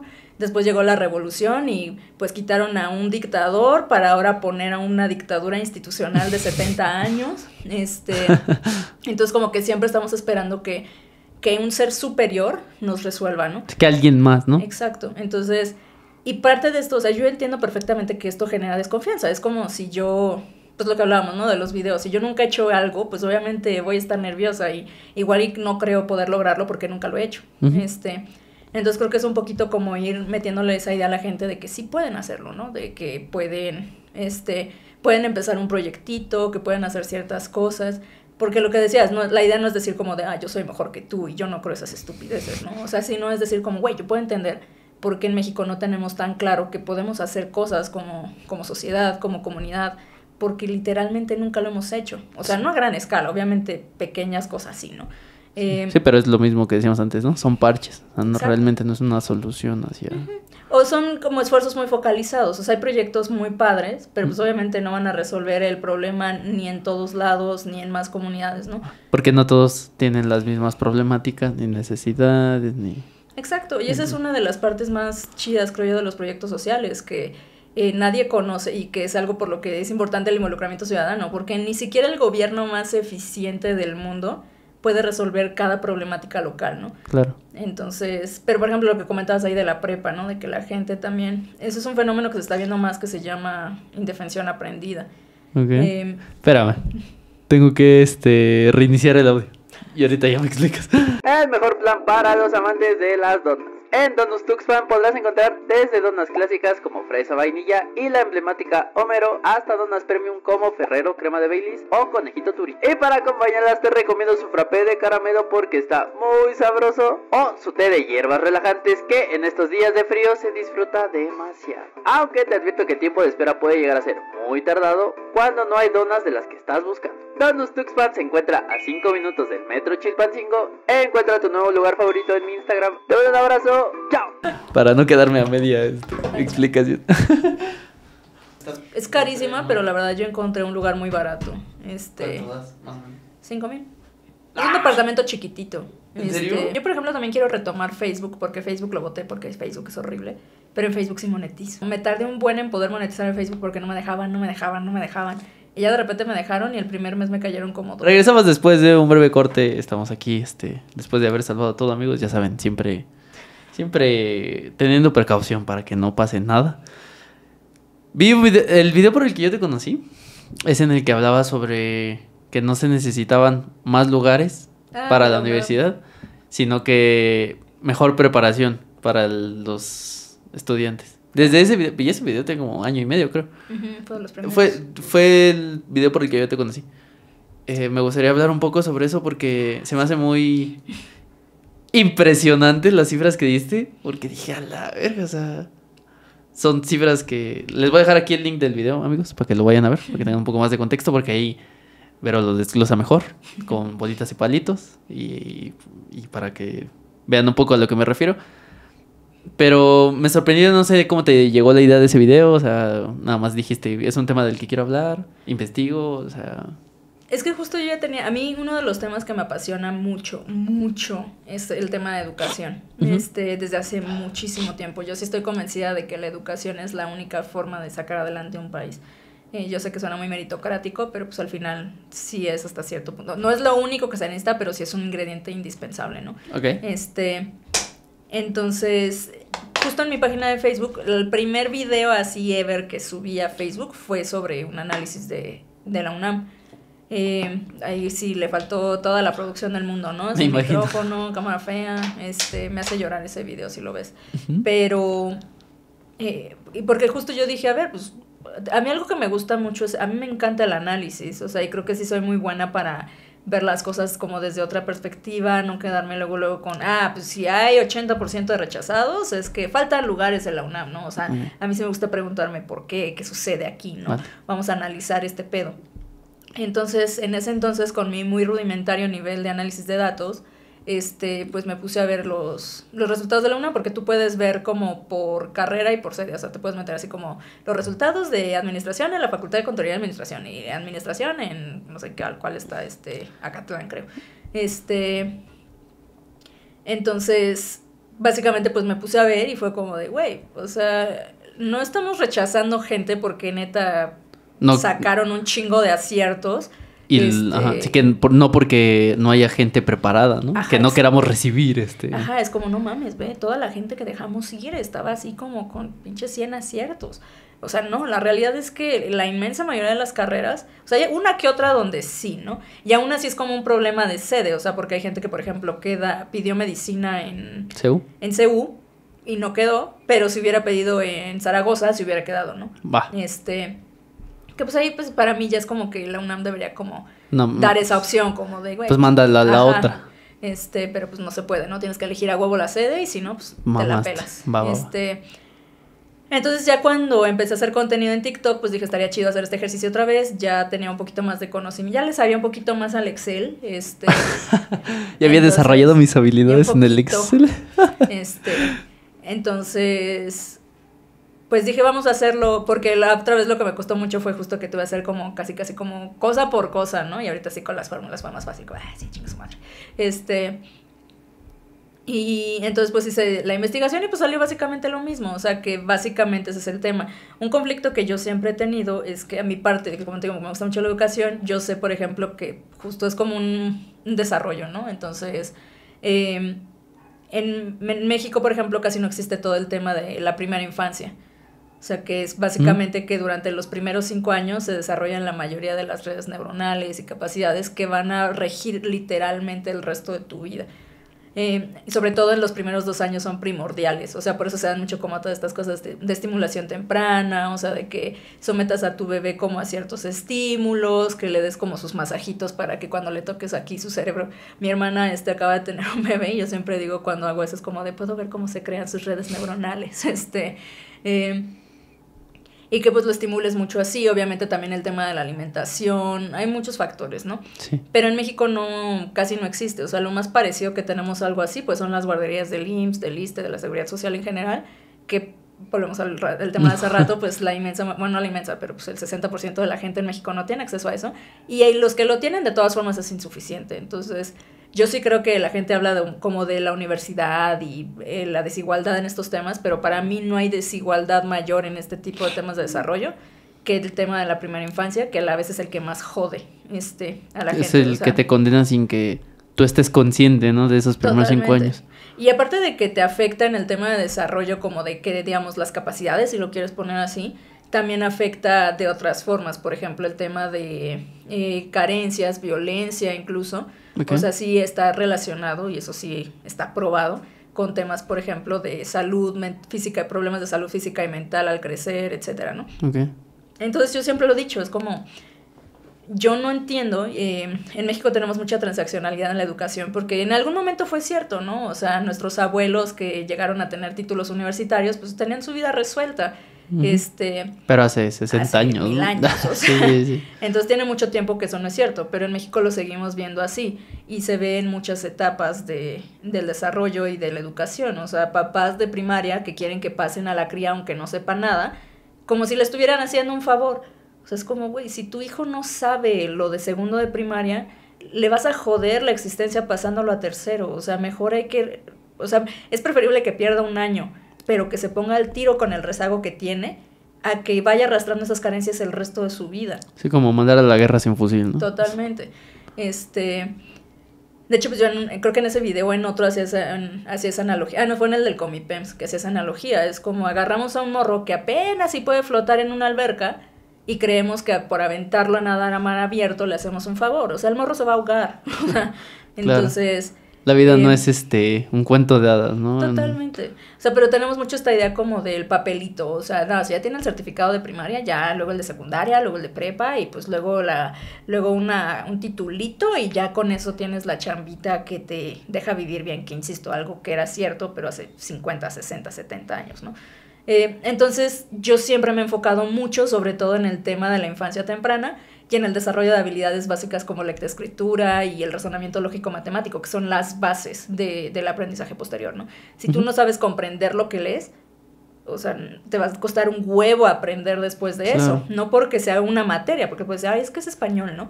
Pero es como, güey, si yo no sé hacer esto bien, cuando esté en ciencias naturales, cuando esté en otra en geografía, pues me va a costar mucho trabajo porque no tengo esa herramienta, ¿no? Sí, no desarrollo el razonamiento de lo que implica lo que estoy leyendo. No importa de lo que sea que esté leyendo. Incluso puede ser de cocina, pero no lo voy a cachar, ¿no? Y el razonamiento lógico-matemático, igual la gente lo ve como matemáticas, o sea, y es como no, o sea, es como todo el proceso. Entonces sí, obviamente te va a hacer la vida imposible con matemáticas, pero también te va a dificultar mucho tener una capacidad de análisis adecuada, no vas a poder ver los problemas a mayor complejidad. Yo incluso siempre he dicho que en México falta mucho el pensamiento de segundo orden, que es como poder ver las consecuencias de tus actos como en el tiempo, ¿no? Entiendo. Entonces, O sea, como que la gente luego hace cosas y es como, güey, es que de verdad no existe el pensamiento de segundo orden. O sea, era evidente que si hacía eso iba a pasar eso, ¿no? Y la gente no lo nota, es como, Entonces mi idea es que deberíamos enfocarnos en eso. Y yo no digo como de, si no sacan 100 aciertos, que lo manden a la chingada, ¿no? O sea, no, es como, ¿por qué seguimos destinando tanto dinero o nos enfocamos tanto en la educación universitaria cuando el desarrollo de la primera infancia no existe? Cuando el nivel de educación en la primaria es espantoso, en la secundaria también, en la prepa también, y tenemos un nivel de deserción horrible. Entonces, básicamente esa es la idea y con eso quería probar. Es como, porque insisto, la gente se queda con 80 o no sé cuánto por ciento de rechazados. De rechazo. Necesitamos más universidades y es como, no, o sea, agarramos esos mismos datos de los rechazados para ver que incluso hay gente que saca, digamos, si lo pasamos a calificación menos de 6, o sea, técnicamente reprobados si tuviera una calificación, y entran a ciertas eso fue carreras, lo que más ¿no? me sorprendió. Entonces sí, o sea, por ahí, y creo que justo algo que me gustó mucho de ese video es que justo mucha gente no lo había visto de esa forma, ¿no? Sí. Entonces, pero volvemos a lo mismo, no es como de, no, si eres un burro, no mereces estudiar la universidad, ¿no? O sea, sino como ver el problema desde antes, o sea, porque alguien sale de prepa y cuando le hacen un examen de conocimientos básicos a nivel preparatoria, saca 45 aciertos. O sea, porque otra que me decían mucho es como... es que no es a nivel preparatoria, es superior. Y es como de... Yo no hice el examen de la UNAM porque yo entré desde la prepa, ¿no? Pero pues hice el Comipems. ¿Estuviste en la UNAM? Sí. ¿A poco? Sí. Qué ironía. Y entonces cuando hice el Comipems es igual, ¿eh? O sea, un seguidor me ayudó a hacer el análisis porque estaba mucho más complejo, porque solo es un PDF horrible. Entonces me ayudó a hacer el análisis y el promedio de aciertos igual es menos de 6 o algo por ahí. Okay. 6.2 o algo así. Sí. O sea, igual mal. Muy mal. Y me acuerdo que la gente decía, es que es como superior. Es como, güey, yo hice el Comipems. O sea, pregúntame cuándo estudié, te voy a decir cuánto estudié. Mi cuñado me prestó su guía para entrar al poli, que pues también era del Comipems, antes, ya no. Y entonces nunca la toqué, o sea, la toqué como así, como, sí, ahorita. Después, en el camino me la llevé para ir estudiando en último minuto, porque, ¿por qué no? Y de repente, pero llevábamos la tele porque estaba el México-Argentina del Mundial del 2006 en octavos de final y pues no, mijo, no le puse atención a la guía. En ese entonces me gustaba mucho el fútbol. Y entonces me metí a hacer mi examen y saqué 104 aciertos. O sea, sin haber estudiado nada. Entonces... Yo también no estudié para el Comipems. ¿No? Estudié un día antes, pero... Me llegó la frase de un profe que dijo, si no estudiaron en estos 6 meses del último año que tuve, no se maten estudiando un día antes. No, así no funcionan las cosas. Lo dejé morir. Sí me fui con nervios, no te lo voy a negar. Pero saqué 94 aciertos. O sea, me quedé en mi segunda opción. La primera era de 96. Sí dije, no mames, me faltaron 2 aciertos, ¿no? Sí hubo un corajillo. Ajá. Pero me quedé en el poli, que dentro de este examen es como de, se quedó en el poli. Ya sabes, ¿no? También del lugar de donde vengo también, se quedó en el IPN, iba a ser burro.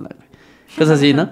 Pero en ese entonces me daba mucha risa que mucha gente que llevaba 9.5 en la secundaria y yo llevaba 7. No sé qué, no se quedó. O sea, y para ellos sí era como una frustración de por qué él sí se quedó. Y para mí era como, güey, pues hice lo que pude, pero realmente no sentí que me preparé para...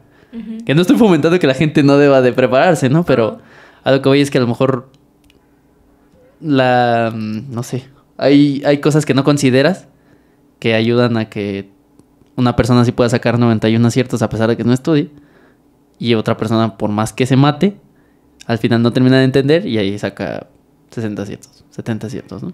Entonces, pues... Es que pero volvemos a lo mismo, es como... Yo debería ser capaz de poder hacer... Si yo ya voy a terminar la preparatoria, debería poder ser capaz de hacer un examen con conocimientos a nivel preparatoria y salir bien. Si saco 60 aciertos de 128 o 120, no me acuerdo, 128. 128 creo. Pues algo está mal. Claro. Y ese es el punto. O sea, que en México incluso no se le da tanta importancia a medir el avance, ¿no? O sea, la educación estandarizada no es lo mejor del mundo y créanme, yo no soy muy fan, o sea, en general como de la educación formal, o sea, yo sí soy muy autodidacta y me desespera mucho tomar clases y demás. Okay. Pero, o sea, desde un punto de vista de política pública se tiene que hacer. O sea, somos un país con decenas de millones de niños y adolescentes Y si queremos ponernos bien uno por uno a ver cada sus carencias, pues no se puede, güey. No vamos a acabar. Entonces, está bien que las escuelas hagan eso, pero nosotros también debemos como hacer políticas públicas y descubrir como de, cómo estamos en términos generales, ¿no? En promedio, si lo quieres poner así. Okay. Y la realidad es que estas evaluaciones son muy esporádicas, a veces se hacen, a veces no. Hay entidades que las hacen casi al 100, como la Ciudad de México. Hay entidades donde casi no se hacen, como Oaxaca. Entonces, ese es un problema constante, que pues si no estamos evaluando cómo estamos. Y la realidad es que a mí algo que me desespera mucho es que parte de lo que me gusta del tema de educación es el otro tema que me apasiona, que es la niñez. O sea, yo siempre he dicho que en México a todo el mundo le vale madre la niñez, y la niñez en México es un infierno, o sea, por donde le veas. Si eres una persona pobre en una comunidad rural, o sea, te tienes que estar enfrentando a que no te levante el narco para meterte quieras o no al cártel, o peor aún, que sea como la única aspiración que puedas tener, porque literalmente es la única forma de donde vienes, donde más o menos puedes salir adelante. Es lo único que conoces, ¿no? Exacto, es lo único que conocen. Uh-huh. Si estás en un ambiente más citadino, pues probablemente tu educación es una basura, o sea, hay que aceptarlo, y eso es lo que nos deja ver, por ejemplo, la prueba PISA. O sea, incluso la gente que va a escuelas privadas tiene un nivel menor a estudiantes de escuelas públicas de otros países, ¿no? O sea, ¿están mejor que los de escuelas públicas en México? Sí. Pero tampoco como, para estándares generales, tampoco mucho mejor, ¿no? Sí. Que se supone que aquí dices, es buena escuela privada, ¿no? Sí. Entonces digo, sí estás mejor, o sea, sí, si vemos los datos, sí salen mejor que... El promedio. Sí salen mejor que los de escuelas públicas, claro. Pero tampoco es como de, mucho mejor, ¿no? Sí, es como de tampoco estás tan alto. O si ponemos como el promedio mundial, pues sigue estando abajo, ¿no? Entonces... Sí. Y hay muchos factores, ¿no? Yo siempre digo que un problema enorme en México es que tenemos problemas de violencia intrafamiliar, violencia sexual. O sea, México es uno de los países con más violación de menores. O sea, tenemos un chingo de niños que trabajan, carencias, un buen de cosas, ¿no? Sí. Y a la vez, muchos de esos niños, salvo quizás temas como de violencia sexual o algo así, muchos de esos niños literalmente están mejor en sus casas, viviendo todo eso, que en el DIF. O sea, okay. El DIF debería ser como ese refugio que pueda ayudar a esos niños, y la realidad es que para muchos de esos niños es como, pues sí lo golpean y pues esto, pero no, estaría peor en el DIF. O sea, entonces ese es a mí el tema que me apasiona mucho, pero yo sí siento que la niñez en México nos vale madre. O sea, somos súper adultocentristas para todo. Uh-huh. Incluso hablando de temas tabú y funables, otro tema con el que les gusta funarme, es cuando hablo de justo de que tenemos, como que en México tenemos hijos por inercia, y no entendemos las necesidades de los niños. ¿Por inercia? ¿Cómo sí. lo explicarías? Pues es que en México siento que no se piensa mucho la idea de tener hijos, a ningún nivel, creo. Pero, ¿crees que cuando dices eso la gente se enfurece? Sí, pero ahí va, o sea, incluso lo dije porque sí hice un video de eso. Sí. Se enfocan mucho otra vez en el tema del clasismo, ¿no? Porque si yo digo eso, están pensando como, tú no quieres que los pobres tengan hijos, porque estás hablando de las necesidades de los niños y los pobres no los pueden cubrir. Ajá. Y la realidad es que los niños no nada más tienen necesidades materiales, o sea, no nada más necesitan, justo esa es la idea, o sea, como en México tenemos mucho esto de, pues hay que sacarlo adelante. Y es como de, güey, no, o sea, la idea es también preocuparnos por las necesidades de los niños. Los niños tienen necesidades afectivas, emocionales, muchas, de desarrollo, y esto no es inherente. Obviamente la pobreza contribuye a que todo sea peor, pero no es inherente a la pobreza, ¿no? Y de hecho justo que medirlo desde un punto de vista de necesidades meramente materiales nos deja ver lo poco que entendemos las necesidades de los niños. Sí, me hace mucho sentido eso que dices, porque a mí siempre me ha causado conflicto que el argumento promedio es decir, pues si no te alcanza para una buena vida, no deberías de tener hijos. Y a mí también siempre me causaba ese peso, porque yo decía, bueno, es que si lo dices así, pues te estás refiriendo a que los pobres no deberían de tener hijos, ¿no? Y yo, tal vez en palabras no lo materializaba, pero yo pensaba, o sea, sí, pero no todos los niños que nacen en familias de dinero son felices, ¿no? No, y ni tienen sus necesidades. Ni tienen sus necesidades bien atendidas. Entonces no es un tema de dinero. Sí puedes vivir una vida material mejor, pero eso no quiere decir que ese niño no vaya a tener problemas, ¿no? O que tenga, no sé, por ejemplo, un alivio en sus figuras maternas y paternas. Entonces no creo que... Y es que todo se reduce a que siento que la mayoría de las cosas se ven desde el dinero, ¿no? Que también no creo que sea el mejor enfoque para todo. Sí. Después, si no te alcanza, pues no tengas pareja. Si no te alcanza, pues no te vayas a vivir sola. Uy, sí, es otro tema. Si no te alcanza, ¿para qué te fuiste a tal concierto si te ibas a endeudar? ¿No? O sea, ¿sabes? Como que no. Y cuando lo dices, güey, como que la crítica siempre es, bueno, entonces... Los pobres no pueden hacer nada. Exactamente. Y eso es... Siento que está mal, ¿no? No es un enfoque general o no es el enfoque que se debería de pensar cuando alguien debe de disfrutar su vida, ¿no? Sí, y aparte, por ejemplo, ahorita que dijiste lo de los conciertos, ¿no? Yo estoy muy de acuerdo que luego sí hay gastos muy absurdos, ¿no? Claro. Pero la gente casi es como ese argumento de, es que las nuevas generaciones no se pueden comprar casa porque se la pasan gastando en conciertos y en viajes. Es como, güey, yo he ido a Europa 2 veces. Puedo juntar todo lo que gasté en esos 2 viajes y no me alcanza para pagar el enganche de un departamento promedio en México. O sea... No, o ni siquiera una renta promedio, ¿no? Entonces... Es como, para mí es normal que si tú realmente, es lo que hablábamos, como si tú ves algo como súper lejano, casi imposible, pues no vas a decir como, sí, voy a ahorrar, o sea, güey, lo más que puedas ahorrar, incluso en cajita de no va a crecer no va a crecer al mismo ritmo que suben los precios de la vivienda en la Ciudad de México, ¿no? Claro. Entonces, pues es normal que si tú no ves eso alcanzable, pues sea mejor como, pues mejor viajo, o sea, es más fácil que ahorre 40,000 pesos para irme a Europa, ¿no? O es más fácil que pague 3,000 pesos para ir a tal festival de música.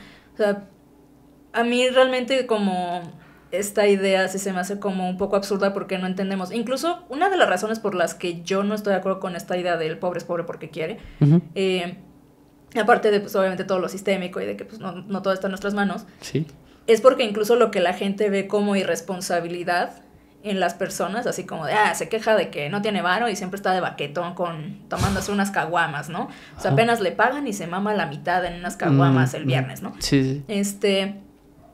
Es porque no entiende, o sea, la gente no se pregunta qué hay detrás de ese razonamiento, por qué yo tomo una decisión, por qué a mí me pagan y digo, no, lo voy a ahorrar, y la otra persona dice, no, me lo voy a quemar en chela, ¿no? O sea, a la gente le gusta mucho y eso es como... Y por eso es tan complicado lidiar con este tipo de pensamiento, porque a la gente le gusta creer que las convenciones, los paradigmas y todo que tenemos con base en los cuales tomamos nuestras decisiones fueron decisión nuestra, cuando no es así. O sea, eso se nos inculcó a lo largo de nuestra vida, a través de nuestra familia, nuestra educación, el ambiente, nuestras oportunidades... Y esa es la razón por la que quizás yo hice ciertas cosas y mi vecina se embarazó a los 16 y ahorita tiene 22 años, bueno, ojalá tuviera 22 años yo, ¿verdad? Pero tiene 22 años y ya tenía 3 hijos. Entonces siempre decimos como, es que tomó malas decisiones, ¿no? Pero nunca vemos lo que hay detrás de lo que yo le llamo como esas decisiones que la gente relaciona con la pobreza, que dicen, es que ve... También él no se quiere superar, ¿no? O sea, se gasta todo en caguamas. O sea, sí, güey, pero ¿por qué? O sea, no nada más es porque es idiota y tú no eres idiota y eres como todopoderoso. Entiendo. O sea, hay una razón por la que las personas toman esas decisiones. Hay un conjunto de cosas, situaciones que involucran para que una persona ni siquiera piense, ¿no? Que está tomando una mala decisión, ¿no? Simplemente a lo mejor se deja llevar. Pero no por victimizarla, pero en ese sentido es víctima de las circunstancias en las que le tocó crecer, ¿no? Sí, porque es muy difícil cambiar los paradigmas, o sea, y a la gente, insisto, a la gente le mama creer que él está en mejor posición que el mortal de allá, porque él tomó decisiones porque es muy chingón, ¿no? O sea, yo esto lo entendí, por ejemplo, cuando yo hace unos años me fui a Colombia para un intercambio de voluntariado, y en teoría mi voluntariado iba a ser para un proyecto de embarazos adolescentes. En ese entonces yo ya estaba a favor del aborto porque también tuve mi época y mi piernita. Entonces, ¿sabes? ¿Estás de acuerdo que eso está mal, no? Sí. Que te pongan ese video cuando estás muy chiquito. Sí, yo también. Es como, ¿cómo va a hacer eso? Exactamente. O sea, es ilógico que no te sientas mal, ¿no? Sí, es propaganda. Exactamente. Sí, es como, güey, pero le quitaron su piernita. Exactamente. ¿No? O sea... Le estás quitando, güey, pero eres un mocoso que no sabe nada de la vida, ¿no? Entonces, pues ya cuando uno crece y entiende más de la vida, dices, bueno, ¿no? Pero dices, tal vez eso fue lo mejor que le pudo haber pasado. Sinceramente. El no nacer. Y justo esa fue mi idea. O sea, yo pasé de... No, el aborto está mal. O sea, no de forma fanática, tía panista, pro vida, ¿no? O sea, pero sí, si me preguntabas, te decía, no, pues creo que está mal, ¿no? No iba a andar haciendo contenido ahí ni nada. Pero me acuerdo que yo ya después, cuando esto pasó cuando ya iba en la universidad, esto fue como a los 24 años, entonces pues yo ya tenía mucho tiempo estando a favor del aborto, pero sí lo veía justo como, güey, pues pinches morritos irresponsables, güey, si no se cuidaron para tener al niño, yo no quiero que tengan al niño, pobre morro, ¿no? Ujú. Pero sí lo veía como mucho desde una parte incluso de educación sexual o de Ok. conciencia de la persona, ¿no? Sí. Y entonces para este proyecto pues empecé a investigar un poquito más. Y me encontré una investigación que nunca en la vida he vuelto a encontrar y lo odio. Muy interesante que se hizo en Desarrollo Urbano Quetzalcóatl, allá en Iztapalapa. Ok. En ese entonces, no creo que haya cambiado mucho, la verdad. Desarrollo Urbano Quetzalcóatl era una de las colonias, era la colonia que más reos aportaba per cápita al sistema de reclusorios de la Ciudad de México. Hola, o sea, era así horrible, ¿no? Horrible en ese sentido, pues. Sí. Y me acuerdo que justo leía de que estaban trabajando con embarazos adolescentes ahí, y fue cuando entendí justo esta parte de cómo nos limita nuestro propio desarrollo y lo que vemos a nuestro alrededor. Claro. O sea, esas morras no se embarazaban porque fueran idiotas y tomaran malas decisiones, sino porque es como, güey, yo crecí viendo que las mujeres, lo único que alrededor de mí, lo único que pueden lograr es ser criar. mamás. Claro. Y tener a un hombre que pues más o menos te quiera y más o Y menos medio te dé te para tu saca. gasto. Ajá, o sí, sea, obviamente vivo en un mundo más conectado y soy capaz de ver que hay mujeres que tienen carreras, que tienen trabajos, que pueden lograr cosas, pero yo no soy una de esas mujeres. O sea, ¿por qué sería?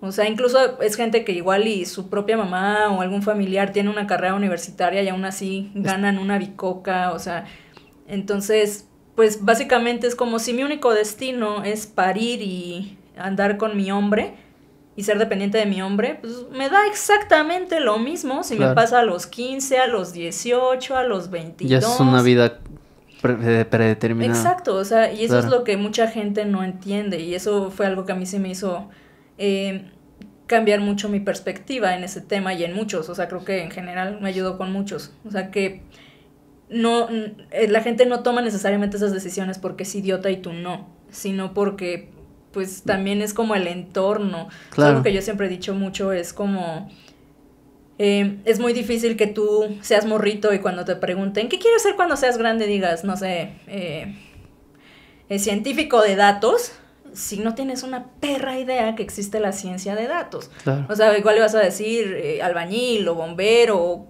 vaquero, o sea, cosas que más o menos crees que existen y que pueden ser viables para ti. Y eso también lamentablemente pasa mucho en la confianza que se le da a los niños. Algo que yo aprendí en ese voluntariado en Colombia, que al final no terminó siendo de eso, sino que me mandaron otra cosa, pero era con niños. Y justo como que limitamos mucho a los niños. O sea, el niño te dice, ¿quieres ser astronauta, no? Y los papás es como, estás pendejo, güey. O sea, tú no podrías ser astronauta, ¿no? Sí, entiendo. Y es como, ¿cómo chingados? ¿Por qué no? O sea... Hay una conferencia, un TED Talk, que habla mucho de eso, sobre que los niños tienen preguntas de sí, niños sí, lo he visto. que siempre están preguntándose cosas y entre más crecen menos preguntas te hacen. Uh-huh. Y es porque les matas esa ilusión Uh-huh. de curiosidad, ¿no?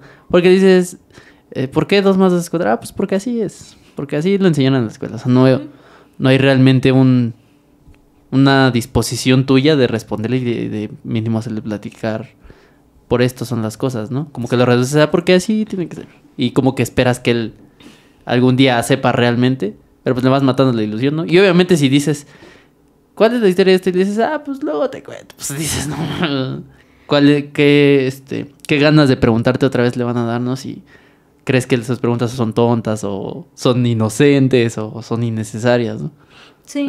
De hecho, por ejemplo, yo siempre he dicho que si tuviera un hijo, quisiera que sus primeras palabras fueran ¿por qué? O sea, a mí me desespera mucho que en México tenemos un sistema de crianza muy autoritario, ya sabes, el de porque aquí se hace lo que yo digo y porque soy tu mamá o porque soy tu papá. Y no, o sea, luego los niños cuestionan de manera justificada, o sea, claro. Como de, es que ¿por qué no puedo ir a jugar con Pablito? ¿Por qué no? Porque yo lo digo. Güey, no, justifícame, ¿por qué chingados? Porque está lloviendo no? Y te puedes caer. Ajá, porque está lloviendo, porque ahorita no, te tendría que dar dinero y ahorita no tengo, o sea, no nada más porque yo lo digo, ¿no? Sí, exacto. Y entonces, porque a mí sí me gusta que la gente se cuestione todo, o sea, a mí me gusta cuestionarme todo. Claro. Y justo los niños, o sea, eso es lo que a mí me perturba mucho luego de la educación estandarizada, y más cuando es tan mala como en México. O sea, aprender es algo natural, es una necesidad evolutiva que nos permite sobrevivir. O sea, los seres humanos estamos hechos para aprender constantemente. Y el problema es que pues muchas veces lo que hacemos con el sistema educativo es que vinculamos aprender con la escuela y odiamos la escuela. Y entonces la gente pues ya no quiere aprender porque cree que aprender es la escuela. Y aparte pues les matamos como toda... Y eso es algo que a mí también me perturba mucho de esto de estar, porque pues ya ves que ahorita ya no puedes reprobar y sí se puede, pero cuesta un huevo, ¿no? Sí, es 10 to 6, para que no te quedes. De hecho hasta 7, porque luego hasta por poner 6 le hacen de pedo a los maestros, ¿no? Puta madre. Entonces, pues justo lo que hacemos, pues ¿qué va a pasar? Yo, hablando de TED Talks, hay una que me gusta mucho que es gringa, que es me parece que es un tipo que era director de una escuela y que después se volvió como director como de educación en un penal en Estados Unidos, ¿no? Él es afroamericano y la población ahí pues es bastante afroamericana, ¿no? Sí. Y él justo decía eso, o sea que mucho derivó de que las personas no tuvieran como el tema de lectoescritura, de razonamiento lógico-matemático. Entonces, ¿qué pasa? Que pues los niños crecen y sienten que son pendejos. Claro. O sea, porque ven a que sus compañeritos sí pueden entenderlo y ellos no. O sea, y eso es precisamente porque cuando debimos ayudarlos a ponerse al corriente, fue como de, no, es que cómo, no, es que eso es desigualdad, tú pásalo. Y no les estamos haciendo ningún favor. Entonces, eventualmente el morro se va a estancar. Y no nada más se va a estancar, o sea, sino que literalmente vas a destruir su confianza en sí mismo para aprender. Lo vas a condenar a un mal desarrollo estudiantil en ese sentido, sí, ¿no? Y hasta personal, o sea, porque hay gente que de verdad, o sea, tú lo pones así como ante la idea de la escuela y en su interior lo que están pensando es como, güey, no, es que yo no soy bueno para eso, ¿no? Es como, güey, o sea, digo, obviamente hay como ciertas circunstancias que dificultan el aprendizaje, ¿no?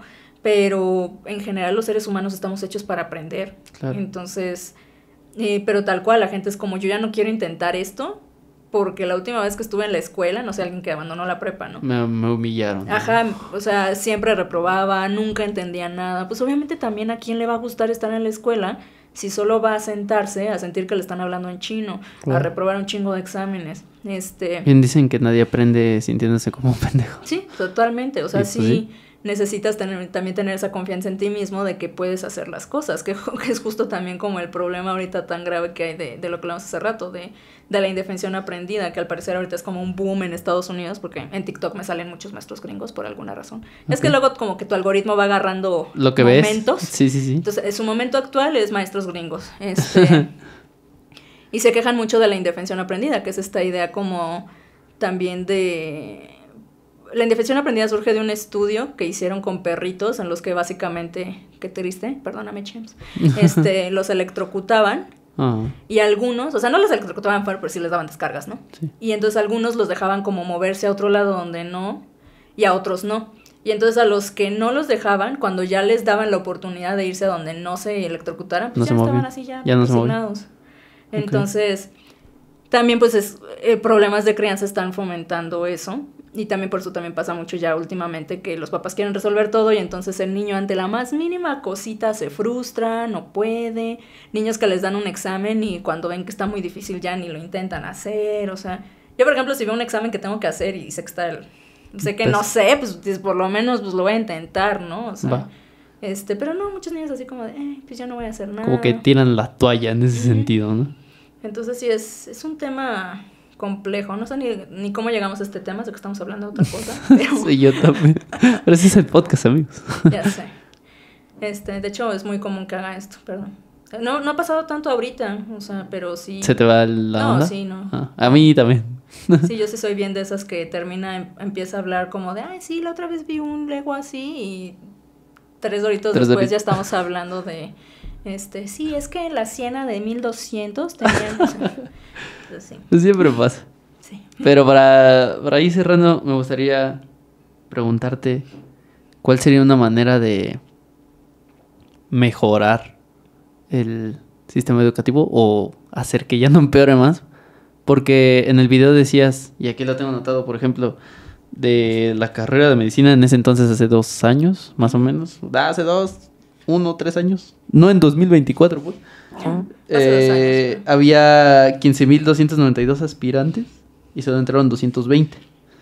Del total de los 15,000, solo el 17% ni siquiera aplicó el examen, ¿no? Entonces ella le aumenta la cifra.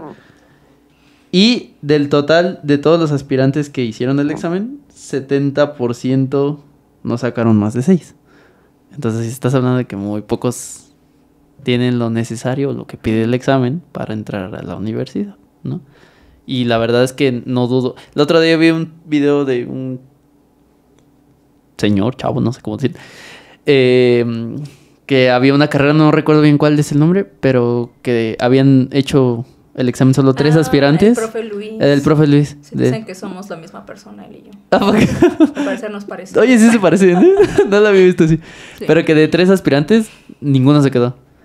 Entonces es como de... Pues hay algo mal, ¿no? Hay algo que está pasando. ¿Cuál podría ser una buena propuesta?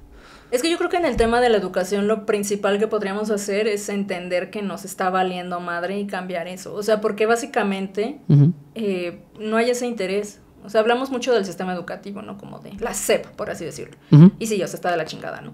Pero, pues también el problema es que si vemos a la sociedad no le importa. O sea, hay otros lados en donde cuando caen, por ejemplo, un poquito en Pisa, se incendia el pinche país, ¿no? Y es como, acá es como, qué mal, ¿no? O sea, básicamente usamos el resultado de PISA para pegarle al gobierno en turno y ya, ¿no? O sea, pero no porque realmente nos preocupe. Okay, nada más por buscar quejarse o, sí, o sea, hacerla de pedo. Básicamente utilizarlo, ¿no? Ajá, como pretexto. La famosa instrumentalización. Pero no nos importa, ¿no? Y, por ejemplo, los papás yo creo que son un factor fundamental de que todo esté tan mal con la niñez, sinceramente. Pero también, volvemos al punto, muchas veces falta como esta parte de educativa. O sea, sí soy muy, muy de la idea de las escuelas para padres, ¿no?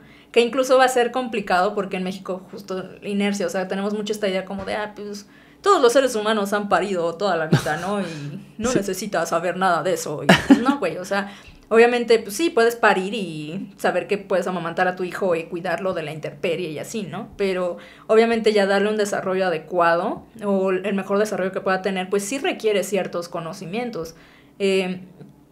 Entonces, pues, pero muchas veces, conocimientos y herramientas, ¿no? A mí hay una cuenta en TikTok que me gusta mucho que se llama Vitolin, que tienen a un niño que se llama Julián. Okay. Y me gusta porque justo es una familia como normal, o sea, porque yo siempre veo como contenido de desarrollo temprano, ya sabes, de la señora polanqueña que lleva a su hija a la guardería de 10,000 varos al mes. Sí. Y no, o sea, me gusta que puedan hacer como de, sí, mira, pueden meter semillas de girasol en un topper y su niño mete la manita. Más al alcance de todos. Ajá, o sea, pero incluso los padres se niegan mucho. O sea, un tema muy complejo en el tema de la primera infancia es el uso de pantallas. O sea, la Organización Mundial de la Salud dice que no, que antes de 2 años, nada. O sea, no les haces ningún pinche favor, ¿no? Y se les explica por qué. Obviamente desde un punto de vista empático, de que a veces es como, güey, es que necesito hacer la comida y si no le pongo la pantalla, o sea, güey, tampoco lo vas a matar por hacerlo muy de vez en cuando, ¿no? Va. O sea, pero muchos no diario. Muchos lo hacen diario y peor aún, muchos lo justifican, ¿no? O sea, es como de, pues yo le pongo las florecitas, las frutitas a mi niña y ya sabe contar del 1 al 20 y es como, señora, tiene 2 años, no necesita saber contar del 1 al 20, o sea, necesita, porque luego pasa eso, o sea que, sí, es que mi hijo ya recita el abecedario y el pobre morro llega a la primaria o a jardín de niños y escribe así todo culero porque pues cuando le tocaba que desarrollaran su habilidad motriz, pues andaban enseñándole así, apréndete las pinches frutas, güey, en inglés o en español, ¿no? O sea, hay niveles, ¿no? Entonces creo que, pero muchas veces los padres no saben, o sea, yo sí estoy muy convencida de que la mayoría, porque pues nunca faltan los ojetes, pero la mayoría de los papás y mamás quieren lo mejor para sus hijos. Claro. Pero muchas veces no tienen la información para hacerlo, o incluso el acompañamiento, las oportunidades. Sí, el papá promedio en teoría sí se da cuenta que está en un error al darle el celular a tan temprana edad, pues lo más probable es que ya no lo haga. Exacto. ¿No? Lo más probable. No todos, pero pues. Ajá, o también darle alternativas, como de, mira, en lugar de darle el celular, ponlo así con las semillitas, lo pones aquí al lado de cuando estés lavando los platos y pues así le echas un ojo, no le das el celular, porque pues como, güey, la gente habla como si antes del celular las personas no tuvieran ocupaciones, ¿no? Es como, sí. A veces me perturba un chingo el uso del celular, es como, es que ¿qué hago? Pues, güey, la gente, la humanidad sobrevivió miles de años sin celular, ¿sabes? Sin internet. Pero era todo súper necesario, es que no podría. Entonces creo que el tema de los padres es muy fundamental en el desarrollo de los niños, porque al final son los principales interesados, ¿no? Claro. Pero pues sí, básicamente que como sociedad nos importe más, o sea, porque podemos cambiar el sistema educativo, Pero muchos padres sinceramente ven a los maestros como sus niñeros. O sea, llegan niños que no se saben comportar, que no tienen habilidades sociales, que no tienen funciones ejecutivas, y pues ese no es el trabajo de los maestros. O sea, los maestros de por sí ya tienen una chamba muy pesada de estar haciendo un trabajo que deberían hacer con 15, 20 morros, haciéndolo con 30, 35. Y si aparte tienen que estar lidiando que Juanito no sabe que no debe robarse el lapicero de Juanita, Sí, con cosas que no le competen a él. Entonces, como en todo problema complejo, pues hay muchas cosas que cambiar, pero yo creo que si lo tengo que poner de una forma, pues es interesarnos un poquito más como sociedad en la niñez, o sea, porque de verdad nos vale madre. O sea, en México, insisto, hasta discusiones que son inherentes a los niños, como este tema de, ay, es que ¿quién debería tener hijos y quién no? O ¿qué deberías cubrir para tener hijos y qué no? Sí. Siempre son vistas del punto de vista desde el adulto. O sea, como de, no, es que es un derecho, la Constitución me da derecho de tener hijos, no es que esto, no es que el otro, y las necesidades del niño, bien, gracias. Es como de, no, casi es como, pues yo quiero tener un hijo y pues el niño se chinga, ¿no? O sea, y no importa cómo lo vaya a criar, ¿no? Ajá, exacto. Entonces, creo que conforme más gente se vaya interesando en el tema y vaya entendiendo que de verdad estamos muy mal, o sea, que de verdad la niñez en México es un maldito infierno, en muchos sentidos, no nada más en el educativo, pues va a ser más fácil que podamos contribuir, pero sí creo que, sinceramente, incluso más que el tema de la parte, digamos, del sistema educativo. De la educación, ajá. Es el tema de los papás, o sea, porque sí dejan demasiado en las manos del sistema, porque vamos, un papá que realmente está comprometido con sus crías, pues es como, verga, o sea, la escuela está de la chingada, o sea, no me puedo dar el lujo de meterlo a una escuela mejor de paga porque no me alcanza, pero pues sí me voy a poner con él a repasar, ¿no? O vamos a ver cómo le hacemos. Sí, no se va a desarrollar como quisiera con la escuela nada más. Tengo que estar ahí con mis recursos y con lo que pueda hacer, pero para que se desarrolle mejor, ¿no? Incluso hay herramientas gratuitas, ¿no? Entonces, mi hijo está muy mal en matemáticas, pues bueno, escuché de Khan Academy, estoy investigando y pues ya con eso, ¿no? O sea, pero el niño en el mejor sistema educativo, si en casa no lo tratan bien, no lo alimentan, no le dan sus necesidades que deben cubrirle en casa, no lo educan, pues tampoco va a llegar a mucho. Y de hecho va a ser un problema en la escuela, o sea, porque lo que decimos, ¿no? O sea, el típico niño que llega y empieza a gritar en medio de la clase, bla, bla, bla, ¿no? Entonces, creo que sinceramente si yo tuviera que enfocarme en una cosa, me enfocaría más en los papás, porque es más fácil que los papás puedan resolver como las situaciones particulares de sus hijos, a que el sistema educativo pueda resolver absolutamente todo lo que no están haciendo los papás y que incluso empujan, ¿no? O sea, como lo que decimos, papás que van y te amenazan para que pases a la cría, aunque no sepa un carajo, ¿no? O sea, es como de, o sea, no, lo ideal es que los papás sepan que sus hijos van a la escuela para obtener herramientas, no para obtener un papelito que a la mera hora pues no les va a servir de nada. Si no le veas por la calificación, sino por el que puede hacer o no con lo que tiene. Exacto, ¿no? O sea, realmente contribuir que el aprendizaje y la escuela sean parte de su desarrollo, ¿no? De nada sirve que llegue a la prepa y haga el examen para la universidad si no sabe ordenar fracciones o no, creo que dice el ejemplo de... Sí, total. Y luego pasa eso que justo lo que comentabas, pero es que mi niño, es que el examen está mal, mi niño tiene 9.8 de promedio y sacó 75 aciertos, el examen, ¿no? Está mañado. Ajá, está mañado, o el que sacó 7 seguro le pagó a alguien, y es como de, güey, su hijo no sabe, o sea, y muchas veces, de hecho una cosa que me gustaría hacer es justo un proyecto para que los padres, porque esa es otra, o sea, pongamos que tú tienes mucho interés en tu hijo, pero ¿cómo evalúas que tu hijo tenga los conocimientos si quizás tú no tienes pues ese conocimiento? Esa manera de ayudarlo, ¿no? Ajá, también. O sea, yo no puedo saber como qué se supone que mi hijo debería saber. Entonces quizás poner ese tipo de herramientas para que tu hijo lo pueda hacer y decir, está mal en fracciones, ¿no? O necesita por ahí el tema de la comprensión de lectura. O sea, pero que incluso si tú no tienes ese conocimiento porque pues no eres pedagogo o bla, bla, bla. Sí. O no estudiaste. Ajá, o no tienes estudios. Realmente tengas herramientas para saber qué le falta a tu hijo y poder, y que tengas herramientas para ayudarlo. La realidad es que hay muchas herramientas gratuitas que, pues, obviamente no va a solucionar todo, pero le van a ayudar un poco, ¿no? O sea, al menos.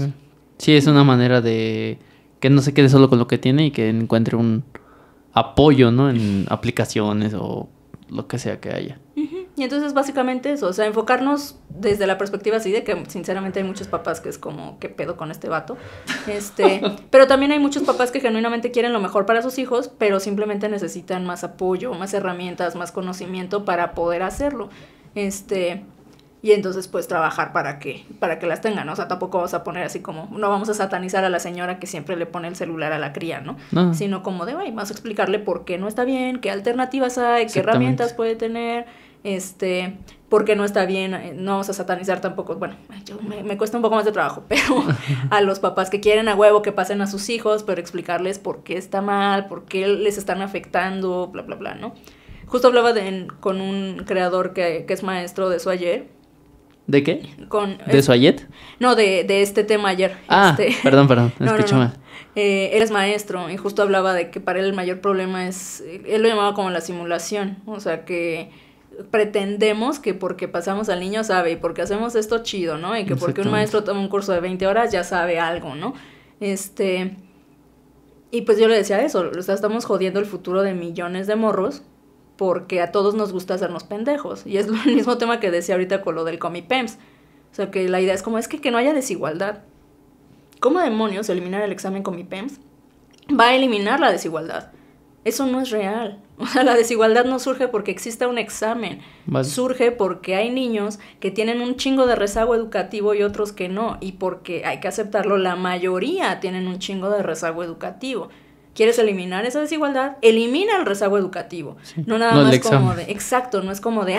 como ya no hay examen, vamos a pretender que Juanito ya no trae rezago desde pinche segundo de primaria, ¿no? O sea, pues no, güey, sigue teniendo el rezago. Solo haces más grande el hoyo en donde se está... Sí, pero justo va relacionado a lo que hablamos hace rato. O sea, siento que a mucha gente se le hacen fácil estas soluciones cortoplacistas para lavarse las manos. Como, sí, eliminaron el Comipems, ya no va a haber desigualdad educativa, ¿no?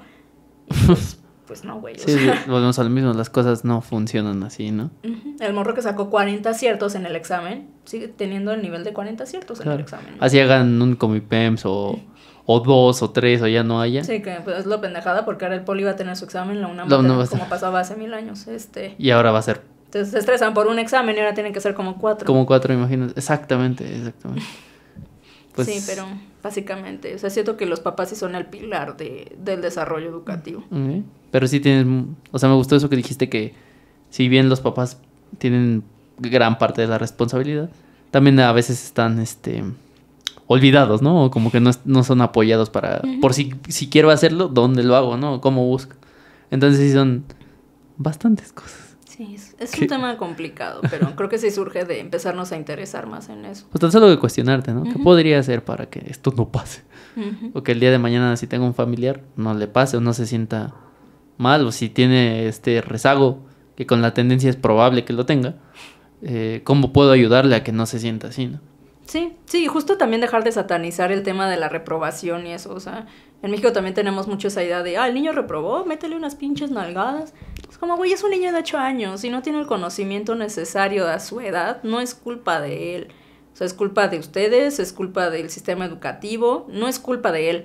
O sea, es que pues un burro y no pone atención, güey, eso también es tu pedo. O sea, él es un morro, tiene 8 años, legalmente no puede hacer nada. O sea, no puede conducir, no puede beber, o sea, no puede tomar decisiones médicas sobre su cuerpo. O sea, pero ahora resulta que si va mal en la escuela es su pedo, ¿no? Es su pedo. No, o sea, pero volvemos muy adultocentristas, o sea, que en México tratamos a los niños como si fueran humanitos idiotas. Y no como personas que están en el nivel de desarrollo que deben estar, ¿no? Sí, como cuando las parejas pelean y creen que los niños no se dan cuenta, ¿no? Sí, a mí mi favorito es cuando se quejan de que los bebés lloran, es como, tú es un bebé. O cuando es que el niño está haciendo mucho ruido porque está corriendo, es como, güey, es un niño. O sea, es que está haciendo berrinche, es como, güey, es un niño de 4 años, es perfectamente normal biológica y psicológicamente hablando que no sea capaz de controlar sus emociones todavía. En cambio, tú ya deberías poder controlar tu frustración y no lo estás haciendo. Entonces, no puedes juzgar al niño, ¿no? Y entonces sí, es que es un tema muy, muy pesado, pero sí justo creo que la idea nunca es como tratar de satanizar solo porque sí, o sea, sí es darles estas herramientas y quitar esta idea adultocentrista, satanizar, es como, güey, un niño reprobó. Pues si mi hijo reprueba, lo que yo debería pensar es como, ok, necesita ayuda. ¿Cómo lo ayudo? ¿Cómo lo apoyo? ¿Cómo podemos ponernos al corriente? O podemos hacer que ese 5 cambie a 7, 8. Ajá. O sea, esa reprobación quiere decir que mi hijo no está en el nivel en el que debería estar y que como padre mi responsabilidad es ayudarlo a que esté ahí. Y aceptarlo, ¿no? Sí, que el problema es el niño y no el profesor. Que a veces sí pasa, ¿no? O sea, no todos los profesores son sí, obvio. buenos, claro, pero reconocer, ¿no? Si realmente el problema es tu hijo, ¿qué podemos hacer para que cambie esa situación? Sí, incluso si llega, o sea, si ya viste que es el profesor, pues verlo, o sea, pero muchas veces como que solo se asume, o baja, o sea, es que él reprobó porque el maestro la trae en su contra, es como, güey, no sabes, o sea, lo que volvemos, ni siquiera puedes medir cómo va tu hijo, o sea, igual y genuinamente sí debería reprobar, y no es malo reprobar, porque eso mismo lo decía, ¿no? Como de, es que vemos el Comipems y dejarlos fuera de la UNAM y del Poli como un castigo, pues es que no debería ser un castigo, no es un castigo, o sea...